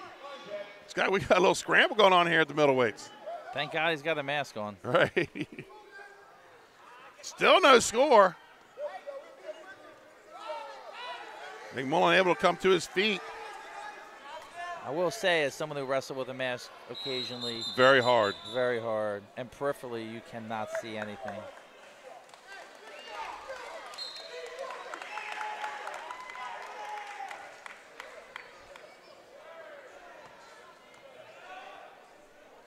So we have an injury here, and it is that injured knee. Trainer right on it. So for the 3rd, 4th place match, Brandon Greenlee from Sussex Central, a 4-1 junior, is wrestling Jordan Passwaters. Passwaters had a big pin last night. Was it tied or losing to Rishko from Cape? And out of nowhere, just a flurry and a. He was losing, and then he was down by 1, right. and Finbar shot in, and Passwaters threw him those back. Interestingly enough, Passwaters is listed as 22-22. Right. Right. I'm not going to go with that being accurate. Yeah, that's a lot of matches, isn't it? Yeah, and well, but, that's kind of what they're wrestling nowadays. Yeah, and then Daniel O'Connor from Delcastle, 32-21 last year, a senior, wrestled Finbar Rishko from Cape, who's a junior, for the 5th, 6th place match. It used to be the 100 wins was the mark. And I think you have to put that up now because in the 80s, winning 100 matches where you're only wrestling maybe 20 a year. Now these kids are wrestling almost 50 matches a year with these new formats and all these tournaments they go to. And yeah, we were down in South Carolina for the Southern Slam, and there was a kid from Georgia that was like 68-9. Right. Or something like that the previous year. I said 72 matches. That's like a career. Well, if you're a competitor and you get these pools and you get 6 tournaments at 6 matches. That's 36 matches in just tournaments. And that's not including your state tournament and your qualifier. So looks like we're going to have our second default of the night as McMullen not able to continue. And I didn't see what happened there. Yeah, it looked like there was a scramble, and he re-injured his knee. Or ankle maybe, I'm not sure. Yeah, you hate to see a match end like that. Absolutely. Good sportsmanship. So Mullen's your champion by injury default. So we're going to move to 152. So no score in the match when they default. So we have coming up. We have Doug Markland. Boy, that kid's been around a long time for Del Castle. Yeah, and he's a senior, 34-17 last year, and he'll be wrestling Devin Pearsall from Sussex Central, who's also a senior, was 7-1 last year. In the third place match, we're looking at Logan Foskey from Smyrna, a junior, is wrestling Dalton Deavy from Milford, who's listed as 16-1 and a freshman. And in the sixth place match, Juan Lares from Cape, a 10th grader, is wrestling Devon Corbett from William Penn, who's an 11th grader. And I'll have to say that Coach Arcangelo is doing a really good job over there. Right. He's got a ton of kids. Every time you go to a summer tournament, he's got 60 kids out of it, it seems like. And he's really trying to build a program. You got to give him a lot of credit. So our first of 2 Del Castle Cougars in the finals. They're also a Blue Hen Flight A team. Scott, looking at their line, they're not a bad team this year, looking at what they brought here to this tournament. I was thinking the same thing. And, they're kind of diverse. They have some guys down low. They got some middleweights. Right. They got some upper weights. So, I watched their heavyweight. He wrestled well, too. So I like to see the parity. The more parity, the better for me. Even though I'm a Cape fan at heart. Yeah. I do like to see the parity, and I like to see wrestling be better in Delaware. And, we've had some really good times in Delaware where we had some really, I think one year in the early 2000s, we had like 10 nationally ranked guys. Right, and then you talk about the 90s where we had guys placing in the NCAAs, and an Earl Walker, a Sheldon Thomas, guys like that. Sheldon Thomas is Delaware's only national champ. Right now, Brent Fleetwood ranked, top 10 in the NCAA.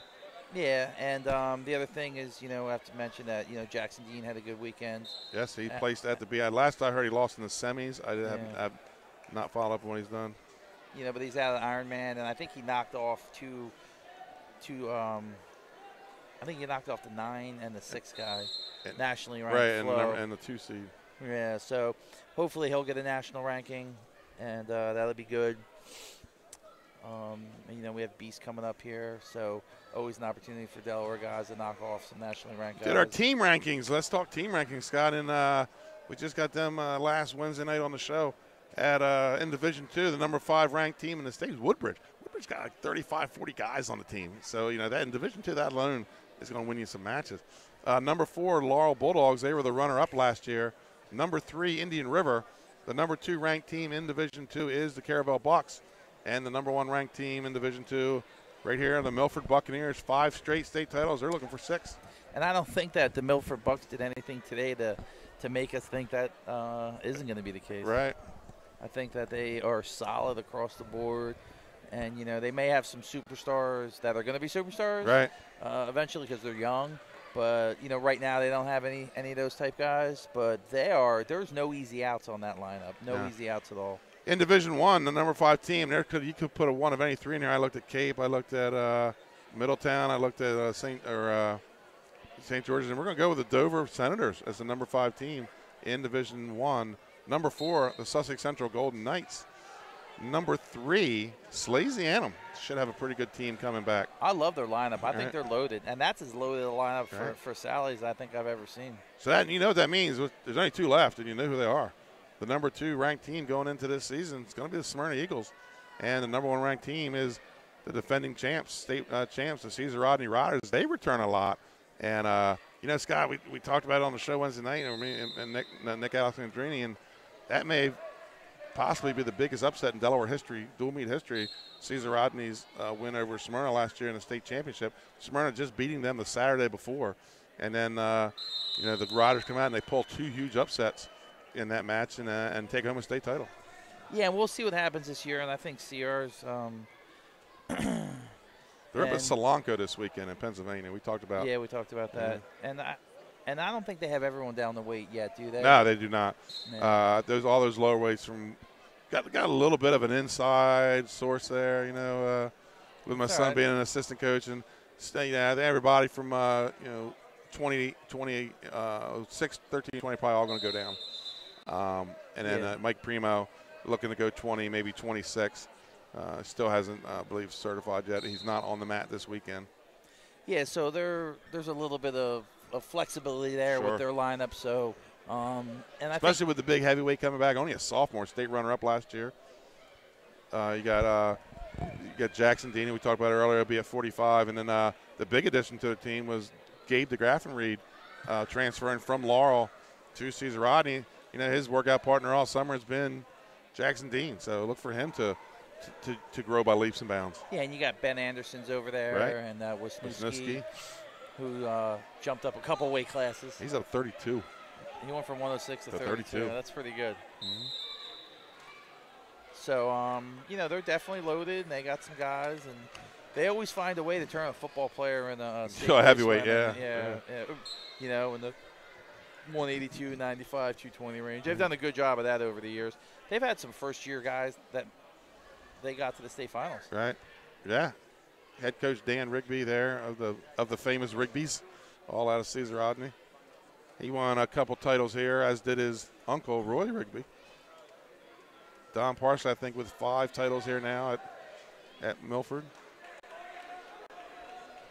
This is one thing I'm not crazy about the round robin. Yeah, the long way. Yeah. Sussex Central Cape, that's a dual meet coming up, next week, correct?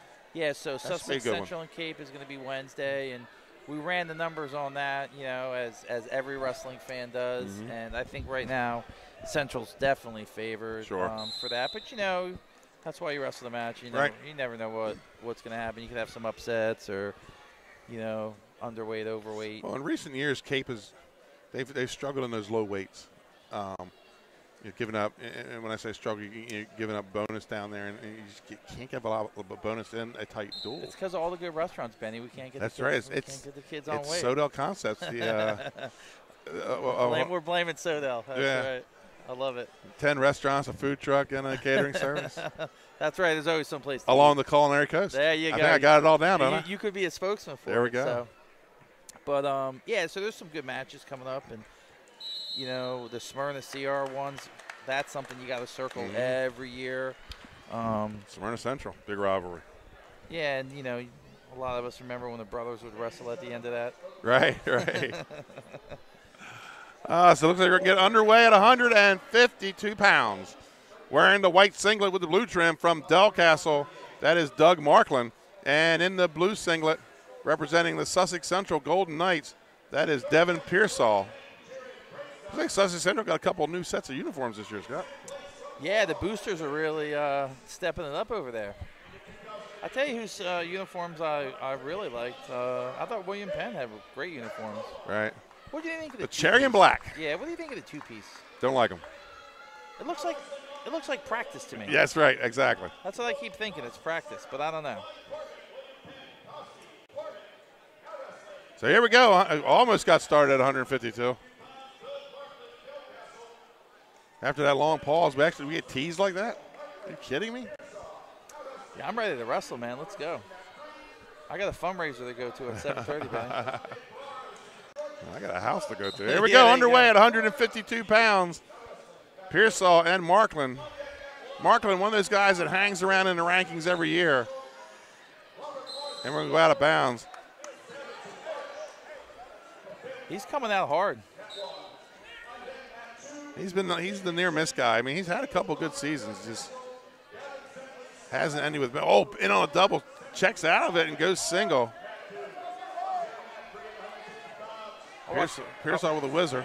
I watched a couple of Pearsall's matches. He seems not to get put in too bad of situations. He seems to stay real solid. Out of bounds, no score. Minute 30 to go in the first period. 0-0. And Delcastle, as a team, they've been hanging around the top of that flight A for a few years now. Yeah, I mean, they have a real solid 20-pounder, or 26. 160. 60. I mean, they have some studs on their team. The 160 will be coming up next. Liam O'Connor. And here we got a little slow scramble going on as Pearsall looking to come out on top. Minute to go in the period. 0-0. Markland in on a leg. Pearsall steps over, and that's going to be good enough for a takedown. 2-0, Devin Pearsall. And they roll out of bounds. 48 seconds to go here in the period.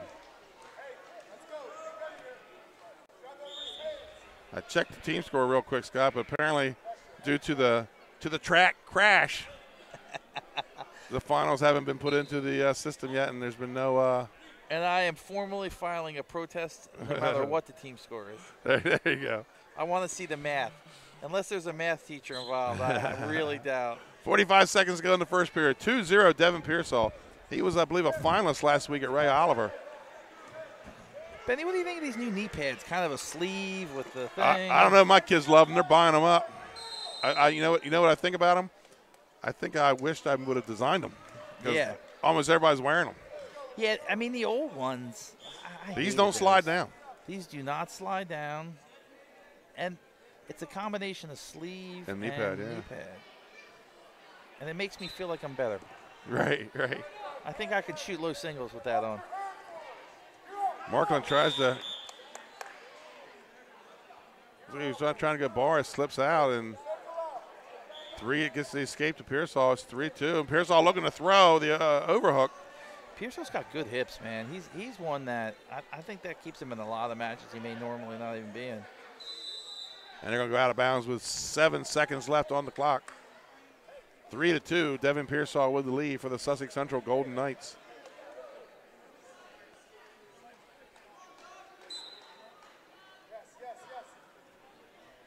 Pearsall goes to ankle pick, not there. 2 seconds to go. He shoots again, and time's going to run out. We're going to go to the second period at 152 pounds. 3-2, Devin Pearsall.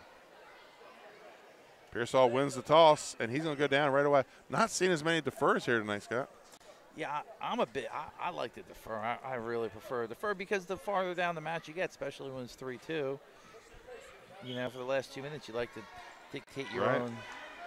But he went right down. He wants to go down, get out, and keep it rolling. Takes the bottom position, comes to his feet on the edge. Markland in the rear standing position, and Pearsall's going to cut and score. It looks like they're going to go out of bounds. He gets one neutral, 4-2, Pearsall. Pearsall was the middle of the pack guy for him last year, wasn't, Yeah, I think he might have a breakout year this year. Second finals in 2 weeks. I believe he was in the Ray Oliver finals. Well, if track wrestling was up, we could check. Yeah. Out of bounds, no takedown. Add that to the list of something you wish you invented, right? Mm-hmm. Track wrestling. Yeah, I believe they're owned by NBC now or something. 4-2. Yeah, Pearsall leads in the blue singlet. It's funny, the days of the big deep double by Markland. Ties up the match at 4. You talking about paper and pencil? The days of the still run mine that way, baby. The days of the bracket on the wall, and then you win the tournament, you get the bracket. My paper and pencil has yet to crash. There you go. There you go. I'll be paper and penciling tomorrow here for the little kids tournament. And Pearsall with a reversal, and they go out of bounds. So Pearsall 6-4. There's something about getting to keep the bracket from the wall, though. Right. See, now you can go home and print your own. It's not and they say same. it's not. You're right. It's not. You don't get to look at it on the way home. Yeah, I liked when they were big too. Remember? Yep. It was like the size of a poster. Yeah, that was my wallpaper growing up. Markland turns in, has a head outside single, and it looks like he'll get another one of those deep doubles maybe.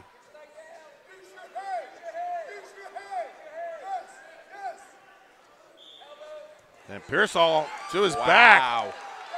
Markland gets the reversal, and he's getting the swipes. 45 seconds to go here in the second period. A deep half here by Markland. That would have been a touch fall in freestyle. Yeah. He landed flat. 30 seconds to go here. Pearsall trying to fight it off. And there's the pin. So Doug Marklin's your champion for the Del Castle Cougars, their first champion of the night. I mean, fortunes can change that quick in championship matches.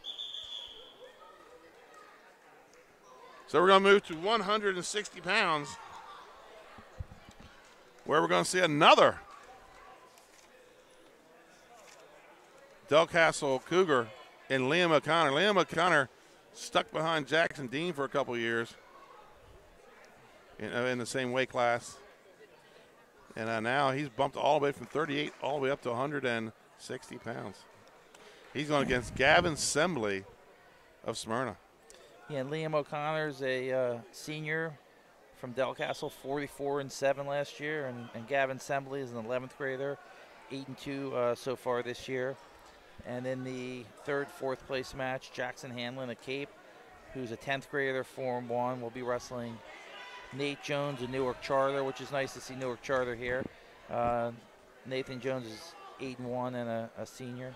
And then the fifth, sixth place match, Jaden Savage of Sussex Central, an 11th grader, will be wrestling Robert Marsh from Milford. So Milford's, keeping their pace going everywhere they place in, and he's a senior. Marsh, he's a Sussex Tech. He used the new DIA rule that you could choice back to your home school for your senior year, and that's what or anytime, that's what he's done. Yeah. And now he's a Milford Buccaneer. I think that's the best thing to do, because why punish a kid that's just trying to do better for themselves, right? And sometimes you're not a fit places. Well, I know the only reason to not be allowed to transfer is because of athletics, which I don't agree with either. You can switch if you want to be in somebody else's band. Yeah, well, so, so I mean, if you're going to open up. If my kid wants to go for better coaching or better, maybe they wrestle a tougher schedule or whatever. Or maybe he likes maroon. Yeah, absolutely. Or whatever. Or blue gold, whatever it is. Yeah, well, nobody likes blue gold, Benny. Come on. Matter of fact, my whole family went to blue gold schools and didn't go to the same one. That's right. Seaford, Sussex Central, and Caesar Rodney. There you go. Just different shades of blue, that's all. That's it. Folks, we're going to take a quick commercial timeout because it looks like we got some action going on in the third and fifth place matches. And we'll be right back with the Milford Invitational with Benny Mitchell and Scott Kammerer.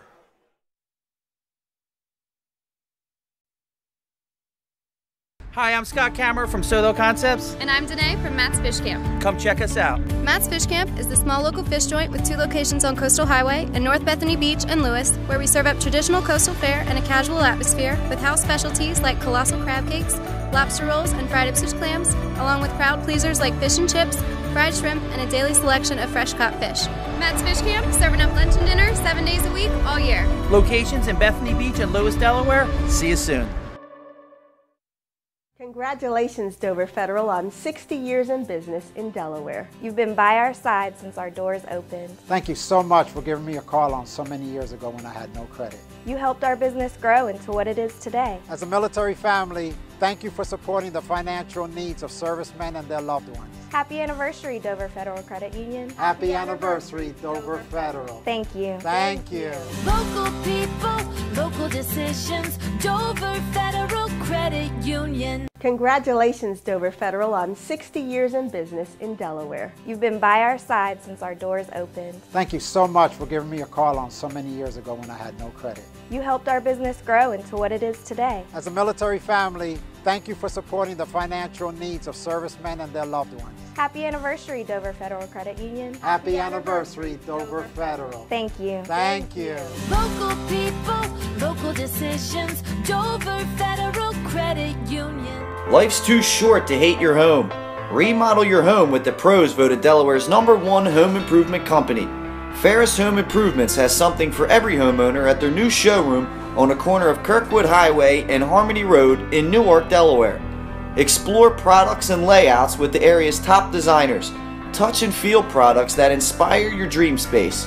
Ferris Home Improvement's pride in the details make them the area's best in roofing, windows and doors, siding, decks, kitchens, and bathrooms.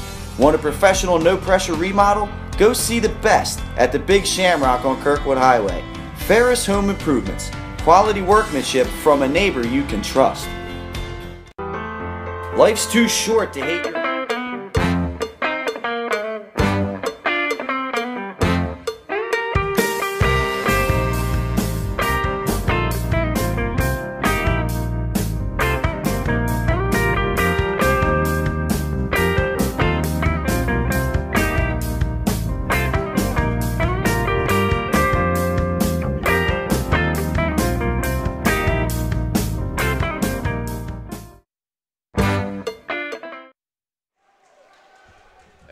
Welcome back to Milford High School as we're getting ready to get to 160 pounds as we're wrapping up a 4-2 match over on mat 3. That looks like Dalton Deavy and from Milford. Yeah, and Deavy's another one of the Milford freshmen. Right. I'm hoping looks like he's up 4-2 with 6 seconds left. Just got hit for stalling, so 4-3. Well, he's going to win it. So Dalton Deavy, he picks up 3rd place for the Milford Bucks. So here we go to 160 pounds in the gray singlet is Liam O'Connor from Delcastle. And he's up against, from the Smyrna Eagles, Gavin Assembly. Hey, Smyrna's been winning their final matches. They could close the gap here in the team score here at the end. Hey, just out of curiosity, will they continue the tradition of carrying them around after they win states? We'll have to see if Aaron do it. I want to see a heavyweight. I bet big, full 285 heavyweight winner. I have to say, Aaron looks like he could carry just about anybody. Yeah, pretty much, yeah. So here we go, 160 pounds, Sembley and O'Connor. O'Connor, 138 last year, bumping up to 160. I like the new Dover tradition of carrying the flag around. Right, and we'll see if that stays. And head coach there, Alex Mead Sr. is the new head coach at Dover. I watched Hugo Harp wrestle in a scrimmage. Man, that double is filthy. Yeah. Mead Sr.'s a coach there. Yeah, Mead Sr. Oh, that's awesome. Good for him. Underway at 160 pounds. O'Connor in the gray, Assembly in the red. Both guys looking to get that 2-on-1. As we know, you refuse to call it a Russian tie. Yeah, I don't want to give them credit for anything. Shot, double leg by O'Connor. He scores 2. And we go out of bounds. So O'Connor on the board first. Yeah, when you grew up wrestling in the 80s and 90s and the Cold War, the last thing you'd ever want to do is... Credit to the Russians, that's right. Yeah. Cut back, tilt, not there, no points on it. Looks like he has a reinforced bar, though, on the left side. He does. Stepping over to tilt it up, minute 30 to go. And he does, cranks it up, getting the swipes.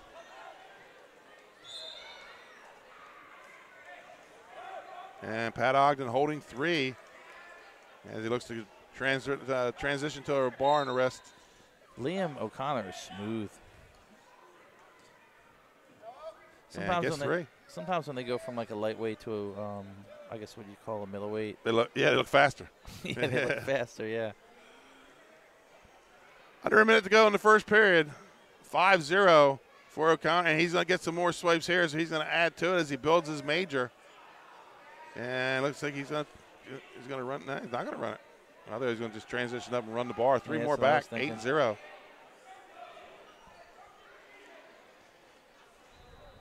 And they go out of bounds with 35 seconds to go. Yeah, this could be one of those situations like get your major and look for the fall on the way out. On the way out, yeah. 8-0, Liam O'Connor. He Cougars. He came out firing, yes, man. He did. He came out firing. Right back to that reinforced bar, and he's going to get some more swipes here. And it looks like he's satisfied to rack up the points here. Now he's running the bar.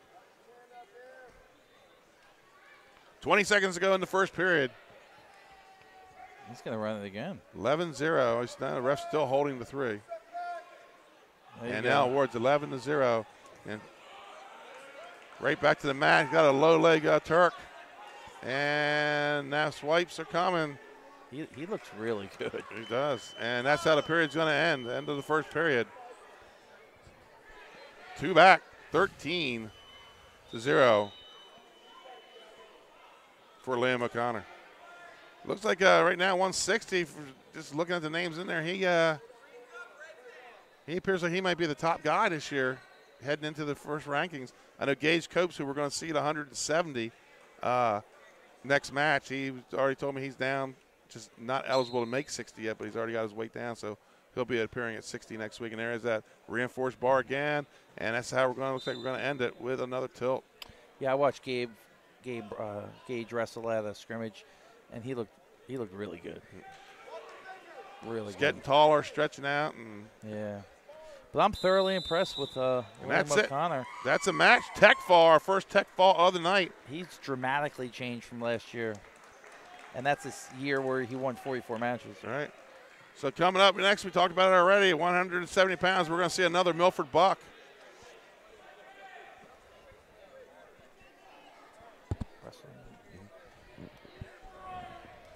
We got another Milford buck. We just talked about him, Gage Coast. He's going to be up against the returning state champ, Brian Schneider. And another impressive wrestler, Schneider, winning the 170-pound title last year, and he's going to stay at 70 this year.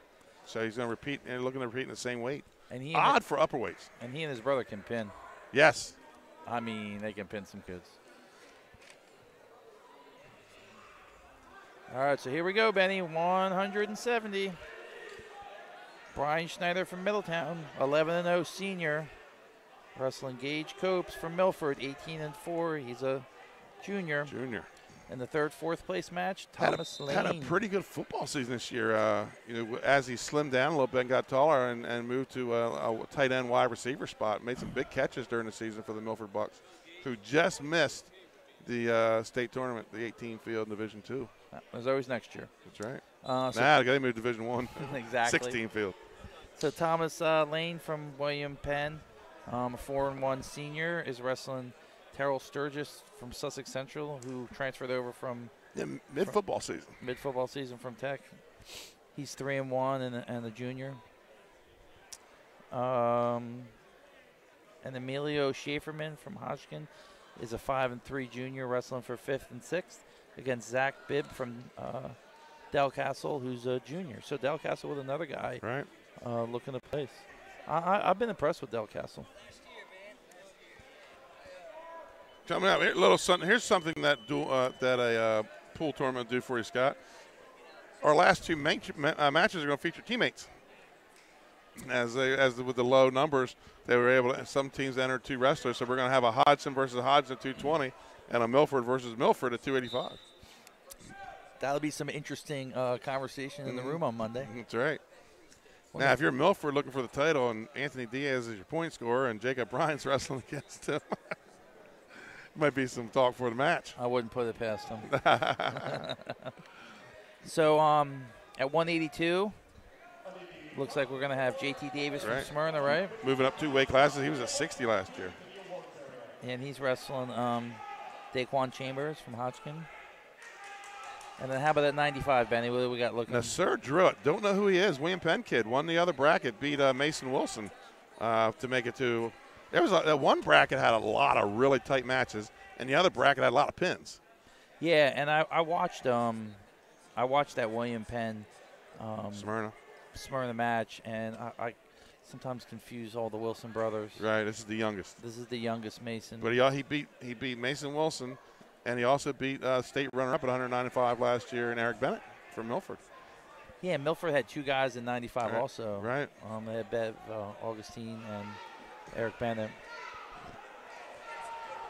They all look good, to be honest with you. I think right now we have Milford and Caesarati coming up in 2 weeks or a week and a half. If you had to ask me to pick a winner today, I'd have to say right now it's the Milford Bucks, as they're down to weight.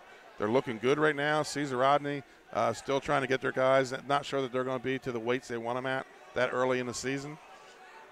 Yeah, and sometimes when matches are that close, 1 or 2 guys at different weights makes a difference. Right. And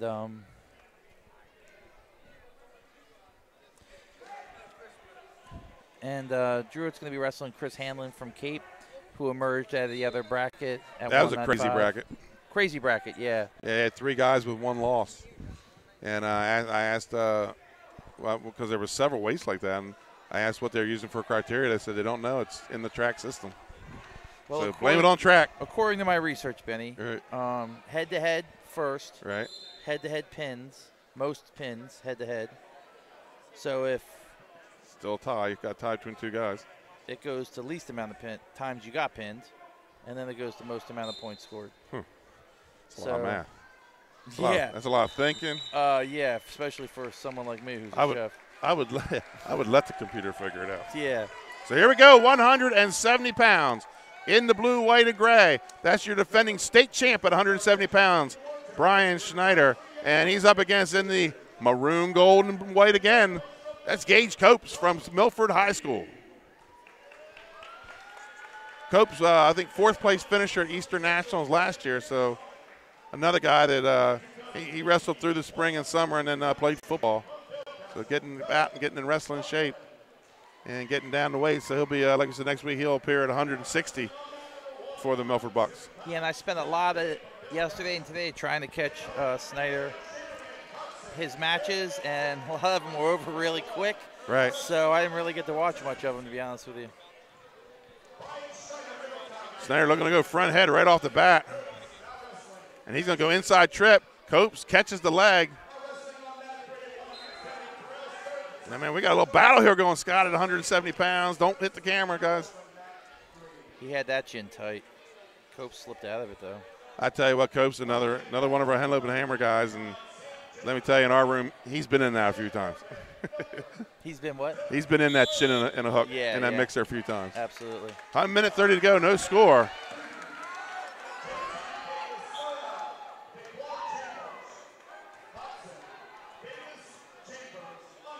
So he's going to be down. Oh, nice high crotch by Snyder.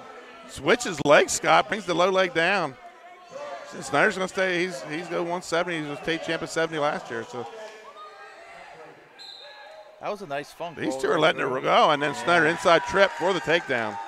He tried that earlier and didn't get it, but he really committed to that. So Snyder goes up 2-0. A minute to go in the first period.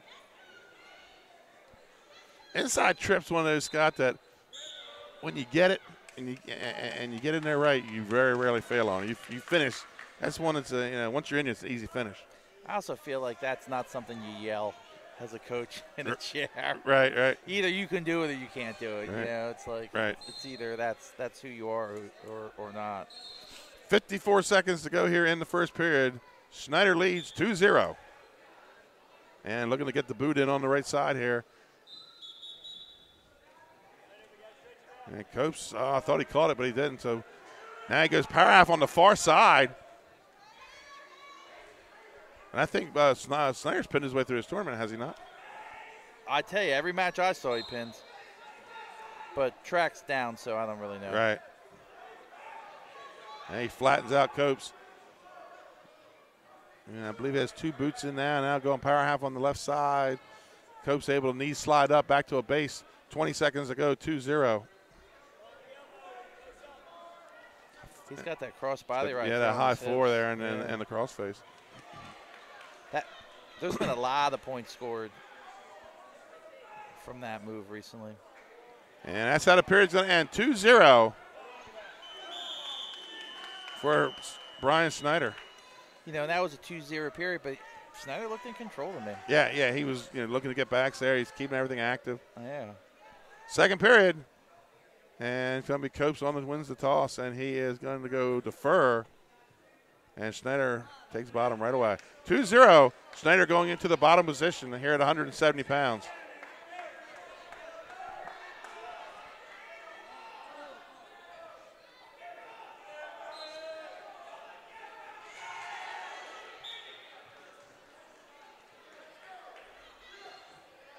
And Copes going spiral. So, Benny, how many Copes brothers are there now? There's 3 of them. There's 3 of them? Gage here at 170, and then, whoa, nice little switch there by Schneider, goes up 4-0. Then younger brother Avery was at 132, missed weight today, so he didn't get to finish the tournament. And then the 6th grader, and maybe the best of them all, and Trevor Copes. He's your favorite, right? Yeah. He's a mess.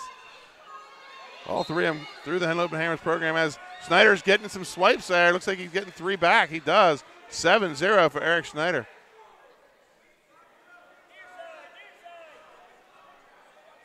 Schneider wrestles like a confident defending state. Yeah, he does. Oh, near side cradle. Looking for the fall here. Steps over to get the heavy weight. Going to make him carry his all 170 pounds. And that's a fall for Eric Schneider.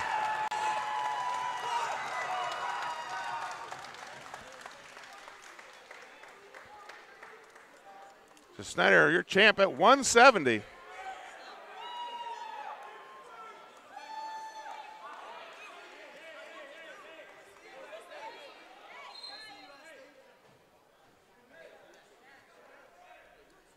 Yeah, a little bit, some words exchanged after the. I don't think Copes appreciated the celebration from middle of the mat. I think they'll see each other again, Ben. Oh, no, Copes is going down. That's his last, probably his last match at 170. Yeah, sometimes it's tough when you cut down and, when you're descending and you're still wrestling up, so it creates a little bit of an unusual situation. So we're going to move to 182 pounds. Scott, who we got going on at 182? So at 182, we have JT Davis coming out of the A pool. He's 9-0 and an 11th grader. And he's going to be wrestling Daquan Chambers from Hodgkin, who's 7-2. He's a 10th grader. In the fourth place match, George Thomas from Middletown, a sophomore, is going to be wrestling Rafael Mejia from Milford, who's a sophomore also. And in the sixth place match, we have Joshua Irvin from Milford wrestling against Sam Jones from Cape, who's also a sophomore. So a lot of sophomores, a lot of underclassmen here, which is kind of unusual for 182. So the first of 3 Hodgson Silver Eagles here in the finals. And 2 of them are in the same weight class. Yep, 2 in the same weight. So, folks, we're going to take a commercial timeout. We'll be back with more of the 2018 Milford Invitational here on 302 Sports.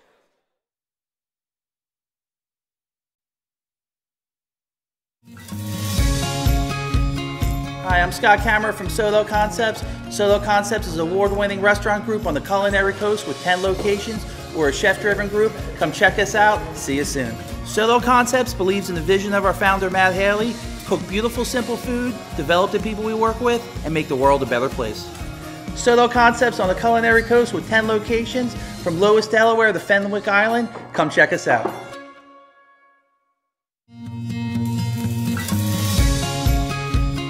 Hi, I'm Scott Kammerer from Solo Concepts. Solo Concepts is an award-winning restaurant group on the culinary coast with 10... And welcome back to Milford High School here at the Milford Invitational, 2010 Milford Invitational. As we just saw a pin at 170 pounds, which is going to move us to 182. Almost done tonight, folks. 4 matches left.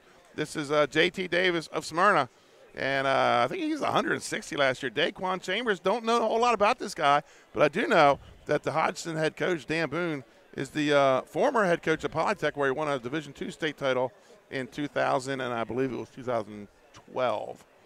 Yeah, and Chambers is 7-2 so far in the year. He's a sophomore. He's sporting the 2-piece. The doublet. The doublet. Yeah, they're rarely seen, but now all of a sudden popular doublet. I saw Laurel had a lot of them on today, and so did William Penn.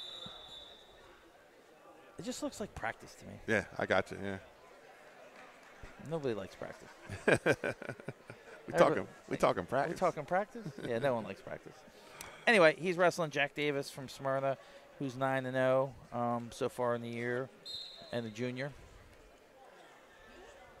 You know, it'd be interesting, Scott, once Sussex Central gets their full lineup back, because they still have some football players not on the mat yet. Hiram Lasher, the 220-pounder, not out yet. How much that football title influences their wrestling team this season? You know, Smyrna was winning, when they were winning the football titles, and, the wrestling team picked it up as well. Sometimes that success in the fall carries into your winter athletics. Yeah, absolutely, and I think it's hard to tell right now. I mean, we get a little bit of a glimpse of who's going to be where. Right. Talking about like Cope's going down and Lasher out, and I feel like sometimes the dual meet doesn't pull together till like 2 weeks before. Right. 2 weeks before state duels, and we've had some great state duels over the years. There's an old William Penn uniform over there. That's got to be 80s, 90s. I like that throwback. All right.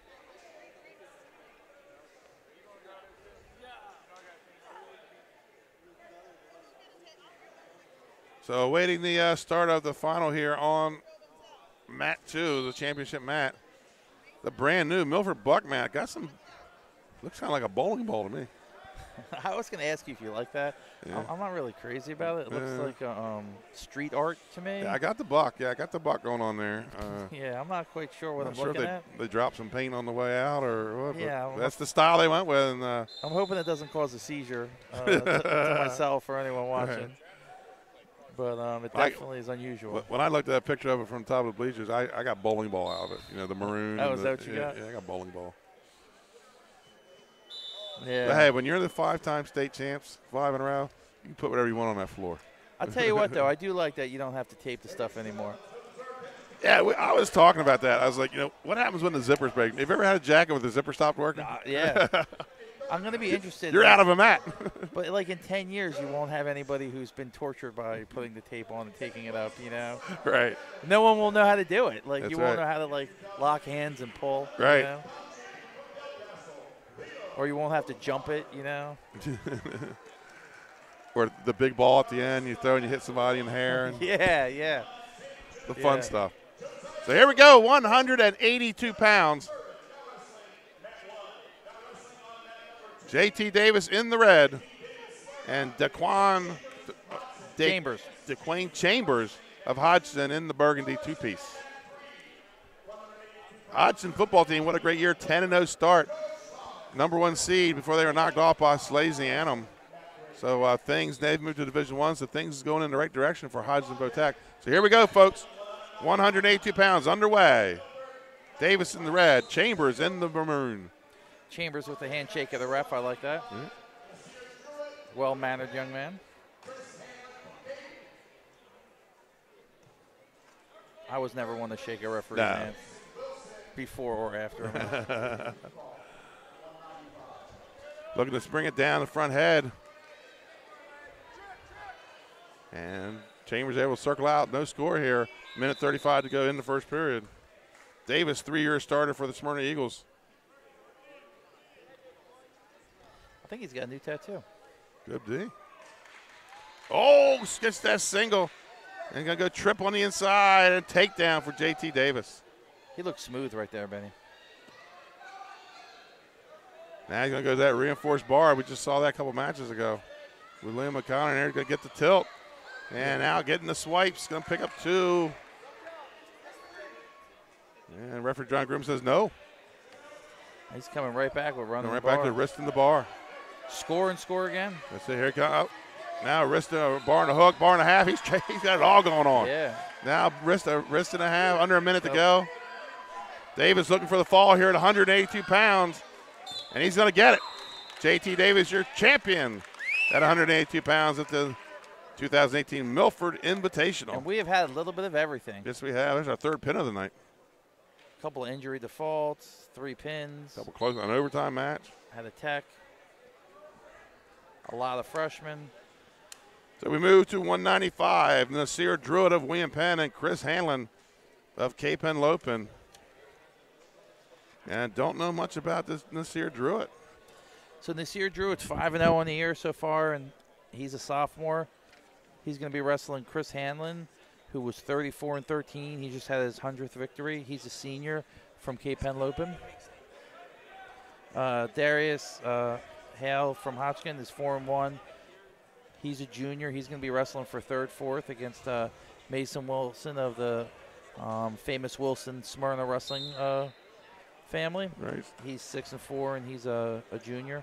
So Eric Bennett, the runner-up at the state tournament last year at 195 from Milford, 35-13. He's a senior. He's going to wrestle for 5th and 6th against his teammate. And I've been trying to say this name for 4 years.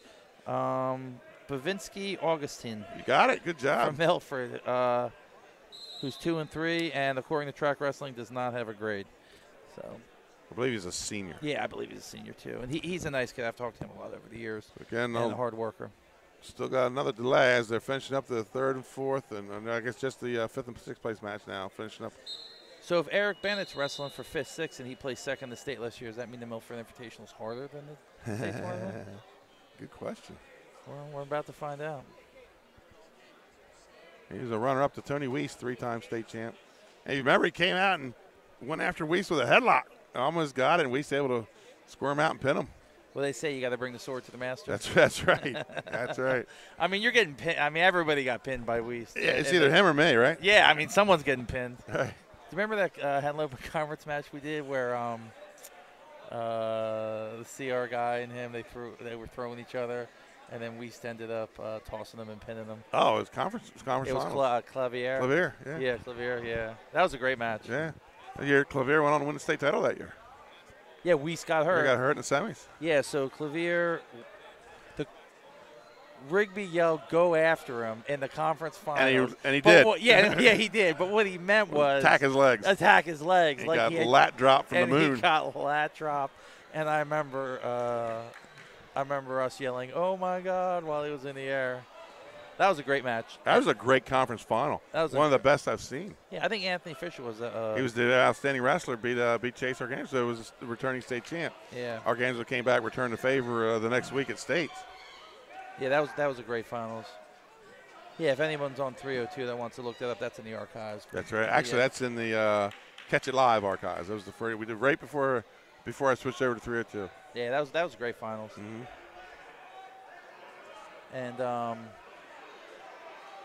yeah, so Clavier went after him and got tossed. Yes, he did. And then that year in I think it was the quarters, Weiss hurt his elbow. Semis against Charter Kid. Charter Kid went in for a double leg, and when he went to post, it broke his elbow, I believe. Yeah, he hurt his elbow, and had to default out to 6. Yeah, he's now at North Carolina State, wrestling some open events, redshirting. Yeah, it's a big adjustment from high school to D1. Especially at D1. Yeah. Yeah, and they like the redshirt. A lot of kids in those situations. Robbie Rosser, he went the NAIA route.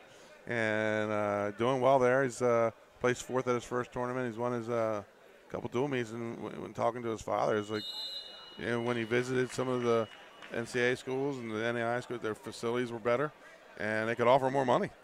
So. Yeah, and I think that there's a lot of opportunity for wrestlers out there, and sometimes people get pigeonholed and think, but there's D2 teams that are pretty good. Right.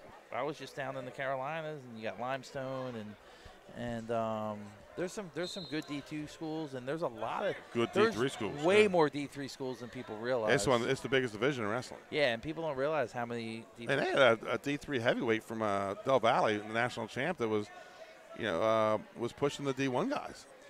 Yeah, and then you got the NAIA, and a lot of us remember. Yeah, and a lot of us remember when the D2 and the D3 champions used to get a berth into the NCAAs. So a guy like Carlton Hasselberg could win, a couple D2 and D1s. He was at Lock Haven right before I got there, right. And the stories of him were just legendary. He was 1 year at Lock Haven. Now Lock Haven, that's one of those schools where they, with their D2 and everything else, but their D1 in wrestling and field hockey, correct? Yeah, and when my wife was there, when we were there, she won a couple national titles playing field hockey. But Lock Haven's back now. They're top 20 again, and they were perennial top 10 and for years. And it's good to see them back and wrestling good. Yeah, my son was talking about when he went to McDaniel College, Division III school. He says in their conference was Johns Hopkins. Yeah, who's D1 D1 in lacrosse. So that means D1 facilities.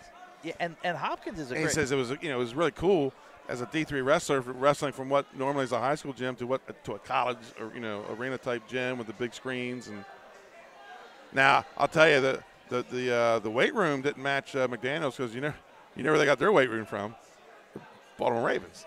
The Baltimore Ravens used to train there in the summer. Yeah. And so they built their weight room for them. And McDaniel's a great school. Yeah. And there's a lot of, and that Centennial Conference is tough. Tough in a lot of ways, because it's a high academic conference, and you got Gettysburg, Muhlenberg, Johns Hopkins. Yeah, Hopkins, McDaniel. So waiting on the 30 seconds to go in the, I guess that's the 5th place match at 170 or 170 or 182. I'm sorry. Yeah, it's 182. That's a battle over there.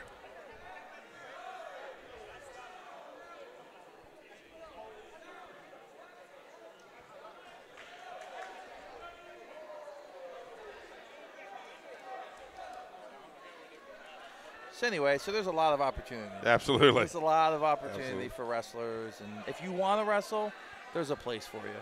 There's a place for you. You know, and I wrestle with guys too that went into the military and wrestled for the Air Force and for the Marines and for different organizations. So here we go, 195 pounds, and I know Scott, word is Hanlon might be dropping to 182. I heard Ott would like to go 195. Is that true? Any insight there? Yeah, they don't really share that information with him. But I mean, it's possible. They don't really. Yeah, so I'm 24 years I've volunteer coach, and I am still, after 24 years, the lowest coach on the volunteer coach in the K program.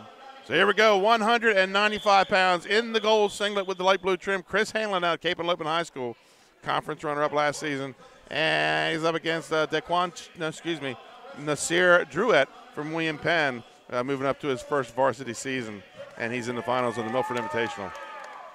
Yeah, it's interesting because Michael Wright beat Chris Hanlon by 2. Right. And Hale pinned Wright. Right. And Hanlon pinned Hale. And Hale, yeah. And that double leg shot by Druett, and unable to finish. Hanlon coming out front headlock. Oh, nice little fireman's carry. And 2 takedown for Druett. Yeah, I'm going to guess that Druett knows a couple of moves, and he does them all really well. Right. I'm going to guess that he doesn't have a huge arsenal, but that was a nice fireman. You know, you need a couple takedowns and a couple bottom and top moves. You just have to be able to do them well. Yeah, once you get from 182 to heavyweight, you don't need 1,000 moves. Hanlon going to get the point on the release. 2-1, Druett in the black singlet with the cherry trim, the cherry and black of William Penn.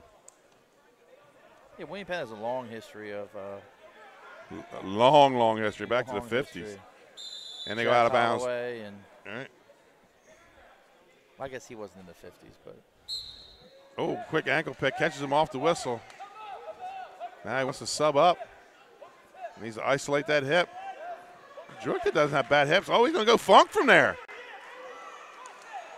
Wow. Who's this guy? I tell you what, man. And he's got the leg in. Did he get the 2? That should be a takedown. Oh, he slipped off. Takedown for Hanlon, 3-2. We spoke a second. That's right. I tell you now, Druett is throwing everything at him. Let's see what he has in the tank as far as endurance.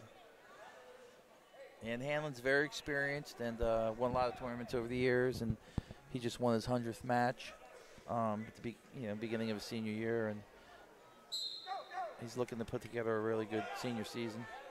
It's like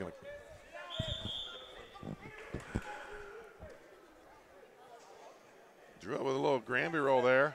Comes back to his feet, and they're going to go out of bounds. No change. 32 seconds to go here in the first period. 3-2 Hanlon. A lot of action in this match. That's what I'm saying, at 195. Let's see if they can keep this pace for 6 minutes. I keep thinking we're at 182. 195, almost done. This and 2 more matches in the night. So we're ending the night with 2 wrestle-offs. And pretty much. Well, I believe Diaz will be down 220, where he won a conference title last year. Got injured in the, I believe, the quarterfinals or semifinals last year of states. Ended his season. Yeah, and Diaz is someone I've watched wrestle for a long time. I remember as a sixth grader him winning a Hello Open Conference middle school title. He was about the same size he is now. Right. And time runs out at the end of the first period. Hanlon with a 3-2 lead. And we'll move to the second period. That's a really good first period. A lot of action. Marvin. Thank you. No.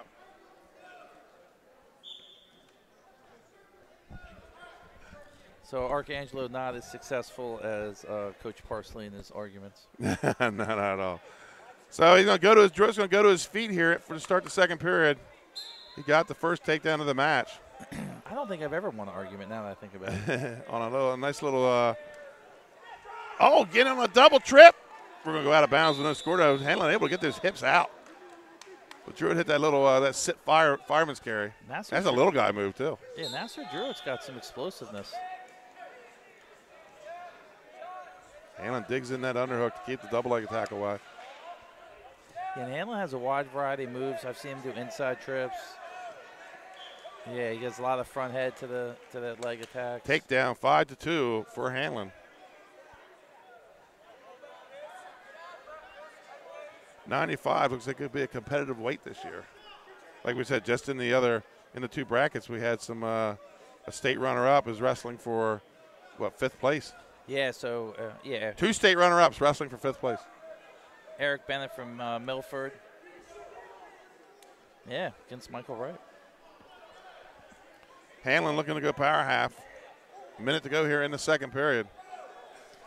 Yeah, Michael Wright is 6-2 and a senior now, and he's been wrestling on the varsity since he's a freshman and doing really well. Hanlon's got a deep half in with both boots. That is deep. This kid's not giving it up. I will say probably one of the worst things is to be ridden out. Right. And then power half. No score on that. Kid fights off a deep power half with 2 boots in. He's got a lot of raw natural ability. Some of that stuff you can't teach. No, you're right.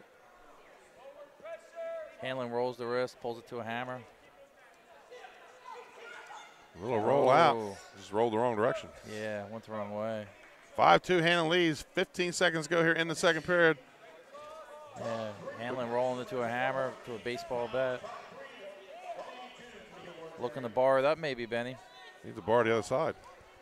Oh. I ain't going to get something out of it, though. And he's scooping ahead. I tell you what, this kid has Yeah. fought off some heavy stuff. Yeah, I think I might have given that one up. 5-2, Hanlon leads. He's going to take bottom position. Coach Arcangelo's fired up. He thinks 2-5 he's in this match. 2 minutes left. Well, he's even in the second period, he still showed some explosion. So we'll see what the third period has in store. As Druitt is on top.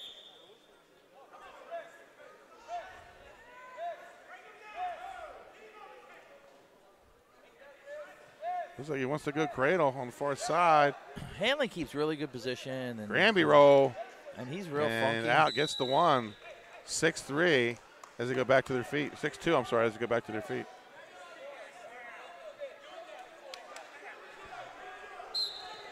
Oh. He moves his feet well. He does. He got caught once with that ankle pick off the whistle. And after that, he's been able to get out of it. Out of bounds. Minute 23 to go here. Into the 302 photographer. Oh, Ben Fulton. We have insurance for that, right?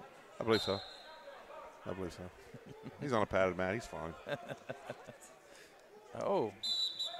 And Jack's the underhook up to a knee pick. Minute 16 to go. And we're going to have injury time on Druitt. Trainer right on the spot here. She's checking the William Penn competitor.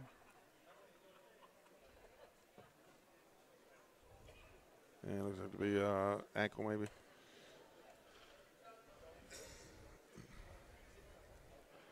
I think it's going to be okay.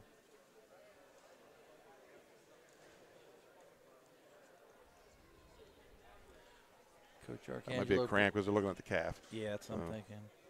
Coach Arcangelo's breaking it down for him. Getting that free coaching in. Yeah, no extra charge for that. Right. I think he's telling them cement mixer, Benny. Yeah, I'm a fan. Between talking about the 2 state finals from last year, Wright leading with a minute 6 to go, 5-4 over on mat 1. Yeah, so Wright was a finalist at 182. And Bennett at 195. Yeah, Bennett lost to Tony Weiss and Michael Wright. Lost to kid from Smyrna. Can't think of his name now. He's Dakota Kerr. Yeah, no, not Dakota Kerr. The one that transferred and lost a year.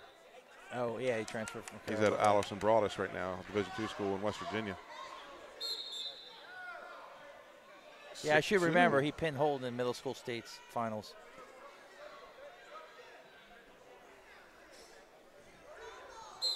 Minute 15 to go here.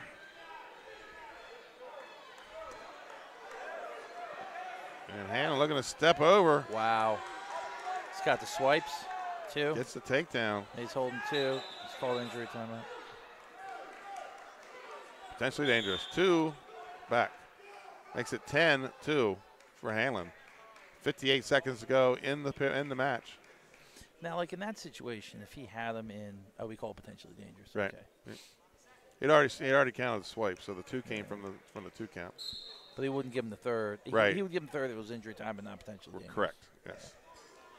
Druitt comes to his feet. Hanlon rear standing, able to return him.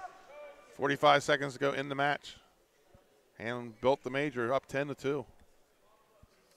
Hanlon's really wrestled a good match.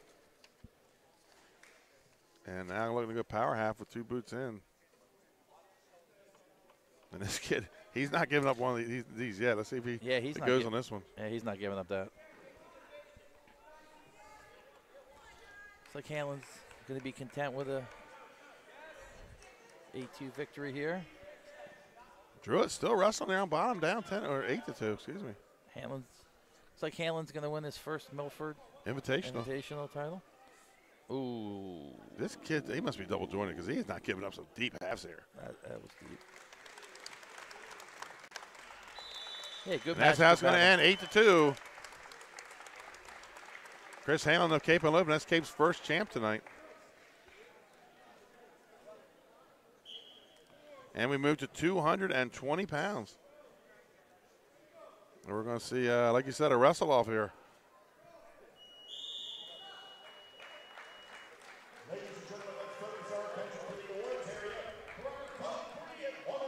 Oh, St. George's, my bad. Oh, it's St. George's. Yeah, it looks like we're going to have Sebastian Saito from Hotchkiss, 7-1, a junior. Votech schools. That's what confused me. Yeah, that's all right. Against Andre Boone from St. George's, 5-2, a senior, in the championship match. And the third, fourth place match, it looks like Billy Ott from Cape, 33-12 last year. He's a senior. He's going to be wrestling Jarrett Stanton from Middletown, who's 6-4 and a senior. So that was Saito and Ott went out in the last round, correct? Yeah, it was a great match. It was a big throw by Saito. I think that was the difference. Yeah, right on the line too. And Christoph Winkelman from is a senior, wrestling for 5th and 6th against Luis Perez Valquez from Sussex Central, who's a senior. So Saito in the blue, white, and green singlet. I'm sorry, Boone. Boone's in the burgundy, Saito in the blue, white, and green. So here we go. Blue Hen Conference Flight A teams here. These 2 schools were Division II just a couple years ago. Now both moving up to Division I.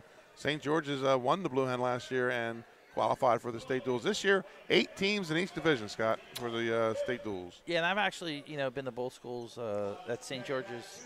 I'm the head of the Delaware Restaurant Association, right. So they both have 2 excellent Pro Start programs. And I know Hodgeville Tech has a really good culinary. They have a great culinary program, yeah. There a couple of years there, they were doing the beast. Hodgson Votech was for the hospitality room. Oh, I remember.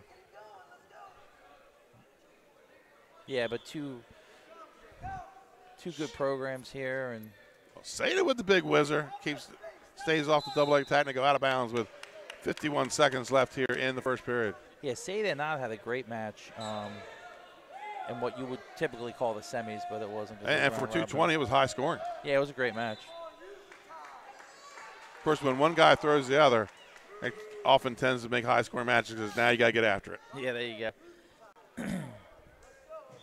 And Boone went 5-0. He had a 7-3 decision, a fall in 3/16, a bye, and a fall in 52, and another 5-3 decision. So Boone's 5-0 on the weekend and looking to go 6-0. No score here. 15 seconds to go in the period. 0-0. Oh, nice little level change in on a single. Saito trying to drop the hips. Does drop the hips. Now looking to sprawl and go behind. He does. He scores as the time runs out in the first period. Saito takes the 2-0 lead into the second period. He moves like a middleweight a little bit in there from his neutral position. Yeah, looks like he's going to defer, and Boone's going to take down. 2-0 for Saito. Saito in the maroon 2-piece. The doublet. The doublet. I imagine we're probably going to see Hugo Hart back down here at 220. I think he's been wrestling heavyweight the past first couple tournaments. I think he weighs 220 because I saw him at the scrimmage, man. Right. And he definitely looked good. He looked thin and fast. So I think cut we'll and see him score at 220 for Boone. 2-1 Saito. And we're back neutral here, second period.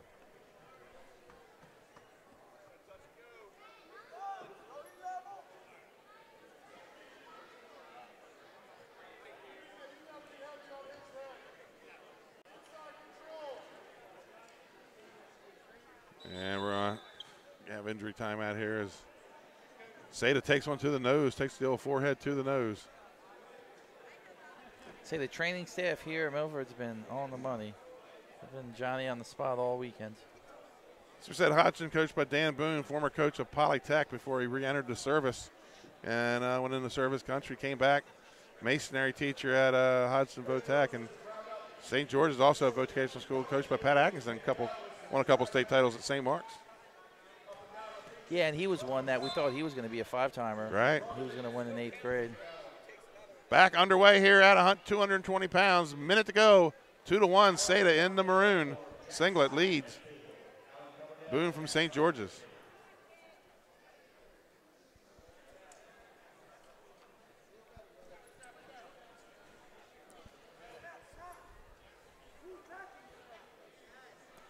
Yeah, Pat Atkinson that 8th grade. Pat. Thank you. Pat Atkinson, 8th grade at Caravel, and then transferred to St. Mark's and kind of caught the injury bug a little bit. You know, he's someone we thought if there ever was going to be a five-timer. Right, absolutely. 30 seconds to go here in the second period. 2-1 still the score.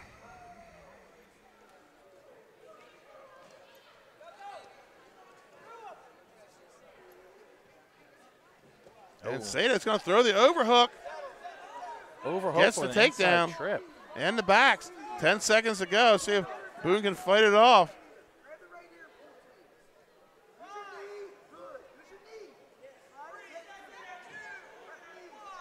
And time's going to run out. We move to the third period. 3 back makes it 7-1. Saito with a big throw there. Similar to what he hit I with was in the last match of the pools. Yeah, it looks like Saito's going to take down. Or better yet, his coach told him to take down. Right, exactly.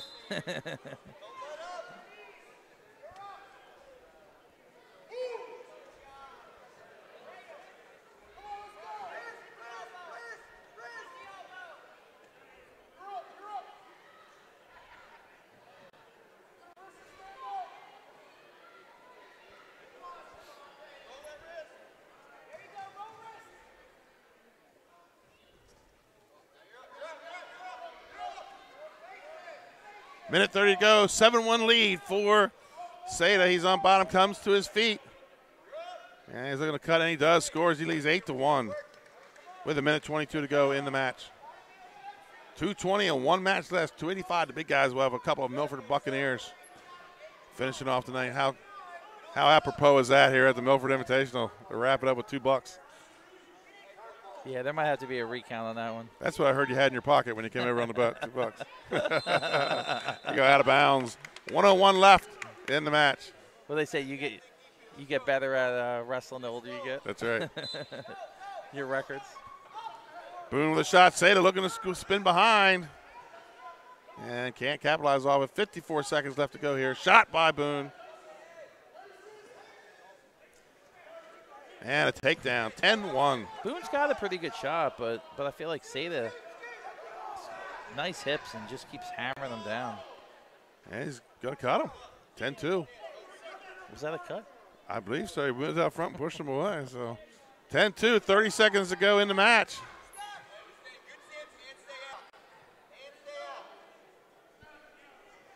I mean, at 10-1 with 20 seconds left, you probably want to play it safe. Oh, crossface. Yeah. Boone in. Boone gets a takedown.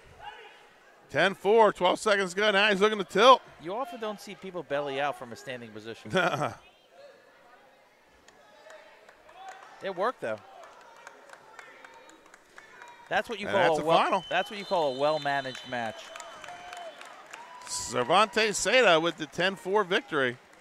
And we move to our final match of the night at 285 pounds.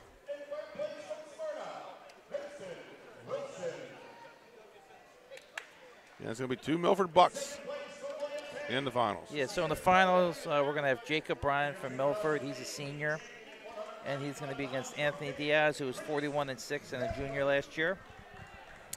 In the fourth place match, Tyler Carr from Sussex Central, a junior, will be wrestling Tyler Lacates, a 4-1 senior from Cape Henlopen. And in the fifth-sixth match, Jardon from Hodgkin, a junior, will be wrestling Twyman from William Penn, who looks like to be an 11th grader.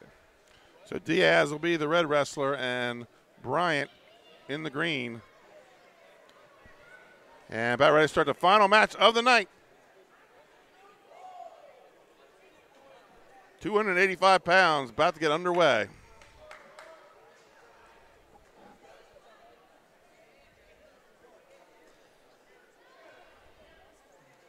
Looks like the Bucks are favoring Diaz with their participation in the most of the family. Yeah, mostly family. He is the conference champ at 220 last year. So here we go, underway. Oh, Benny, I don't know.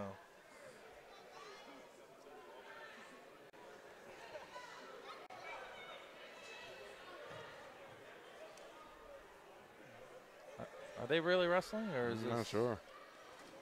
I've seen Diaz kind of rope it up a little bit. Yeah, Diaz likes the 1-point matches. You know, the 2-1s, 1-0s. He had an interesting last match, what you would call the semis before. He's wrestling from Sussex Central. Yeah, he kind of wrestled, that was played like a off. 6-2, 6-1 match. Yeah.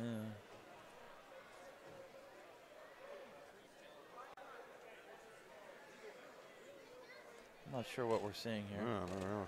Are they wrestling? Well, Diaz is an underhook guy. So yeah. I know he's in his mode. I've never seen Bryant wrestle. Bryant had a good throw and in his last match in Penn Lacates.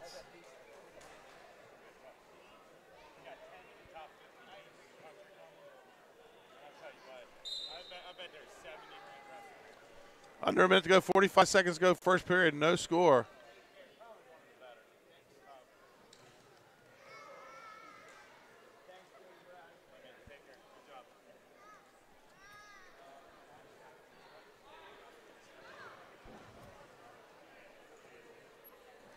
Diaz gets to his hook on the right side, got head position. See if he throws by and goes to that single.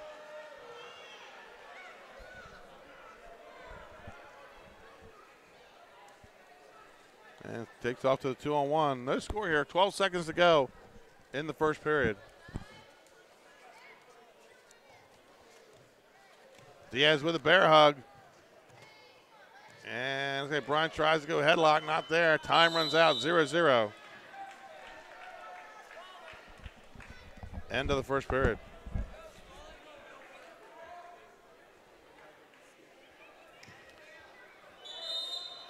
So, Scott, let's talk about our outstanding wrestler for tonight's match. We'll try to get him over here for an interview. Who you got? I think we agree. Yeah, I was really impressed with Liam O'Connor from Delcastle. I mean, he's my vote for OW. On to moving up 2 weight classes from last year.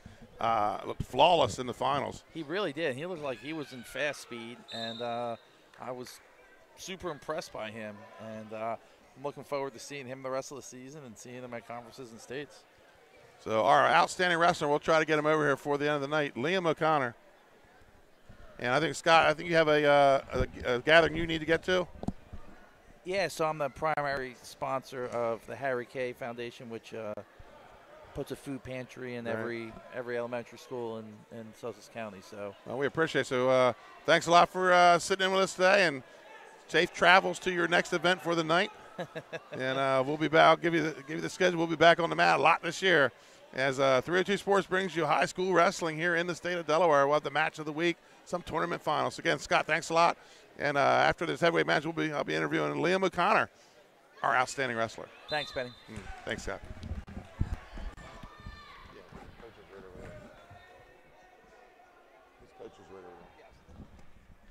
Still 1-0 here, Diaz, in this 285-pound bout.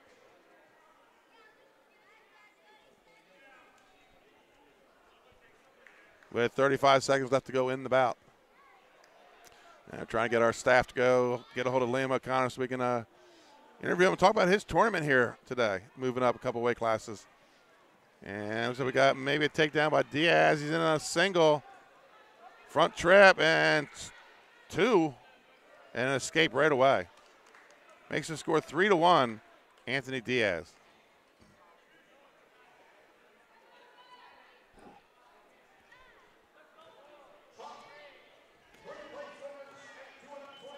And that's how the second period is going to end. Headed to the third period, Diaz with a 3-1 lead, and he's going to go to the top position.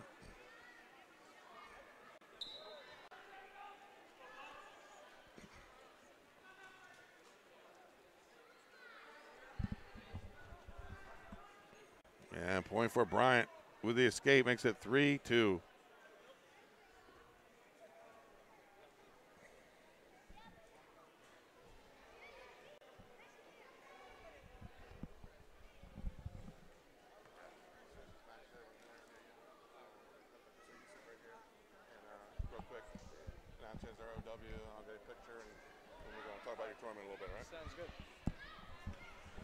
Minute 30 to go here in the final period. 3-2. Anthony Diaz with the lead.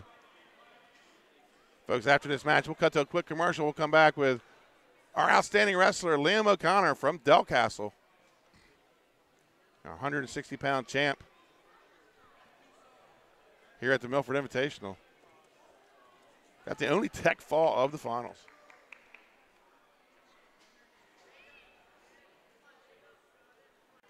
A 5-3 lead here for Diaz. Shot by Bryant. Diaz looks to go behind.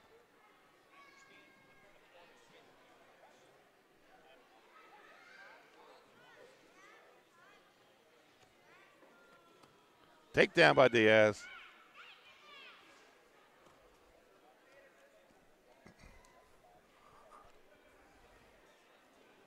And Diaz going for some backs here, looking for the fall. 33 seconds to go in the match.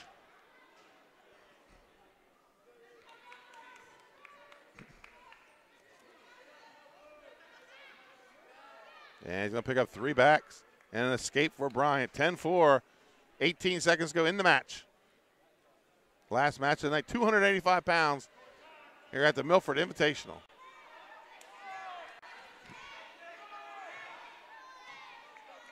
Shot by Bryant. And that's how it's going to end. 10-4, Anthony Diaz, your champion at 285 pounds. Folks, quick commercial time out, and we'll be back with our outstanding wrestler, Liam O'Connor.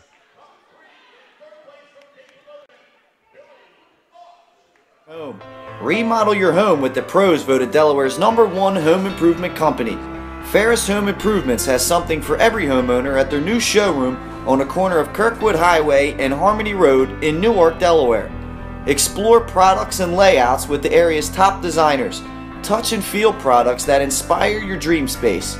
Ferris Home Improvements' pride in the details make them the area's best in roofing, windows and doors, siding, decks, kitchens, and bathrooms. Want a professional, no-pressure remodel? Go see the best at the Big Shamrock on Kirkwood Highway. Ferris Home Improvements. Quality workmanship from a neighbor you can trust. And welcome back to Milford High School, the Milford Invitational. With me, our outstanding wrestler for the finals, Liam O'Connor. Liam, big tech fall in the finals. You look flawless. You're moving up 2 weight classes. Talk a little bit about first of all, let's talk about your final match tonight. It looks really smooth out there. Yeah, well, in my finals match, I just think of it like any other match. You know, I try not to think of it as a finals match, just normal match. I just go out and wrestle, do my same thing.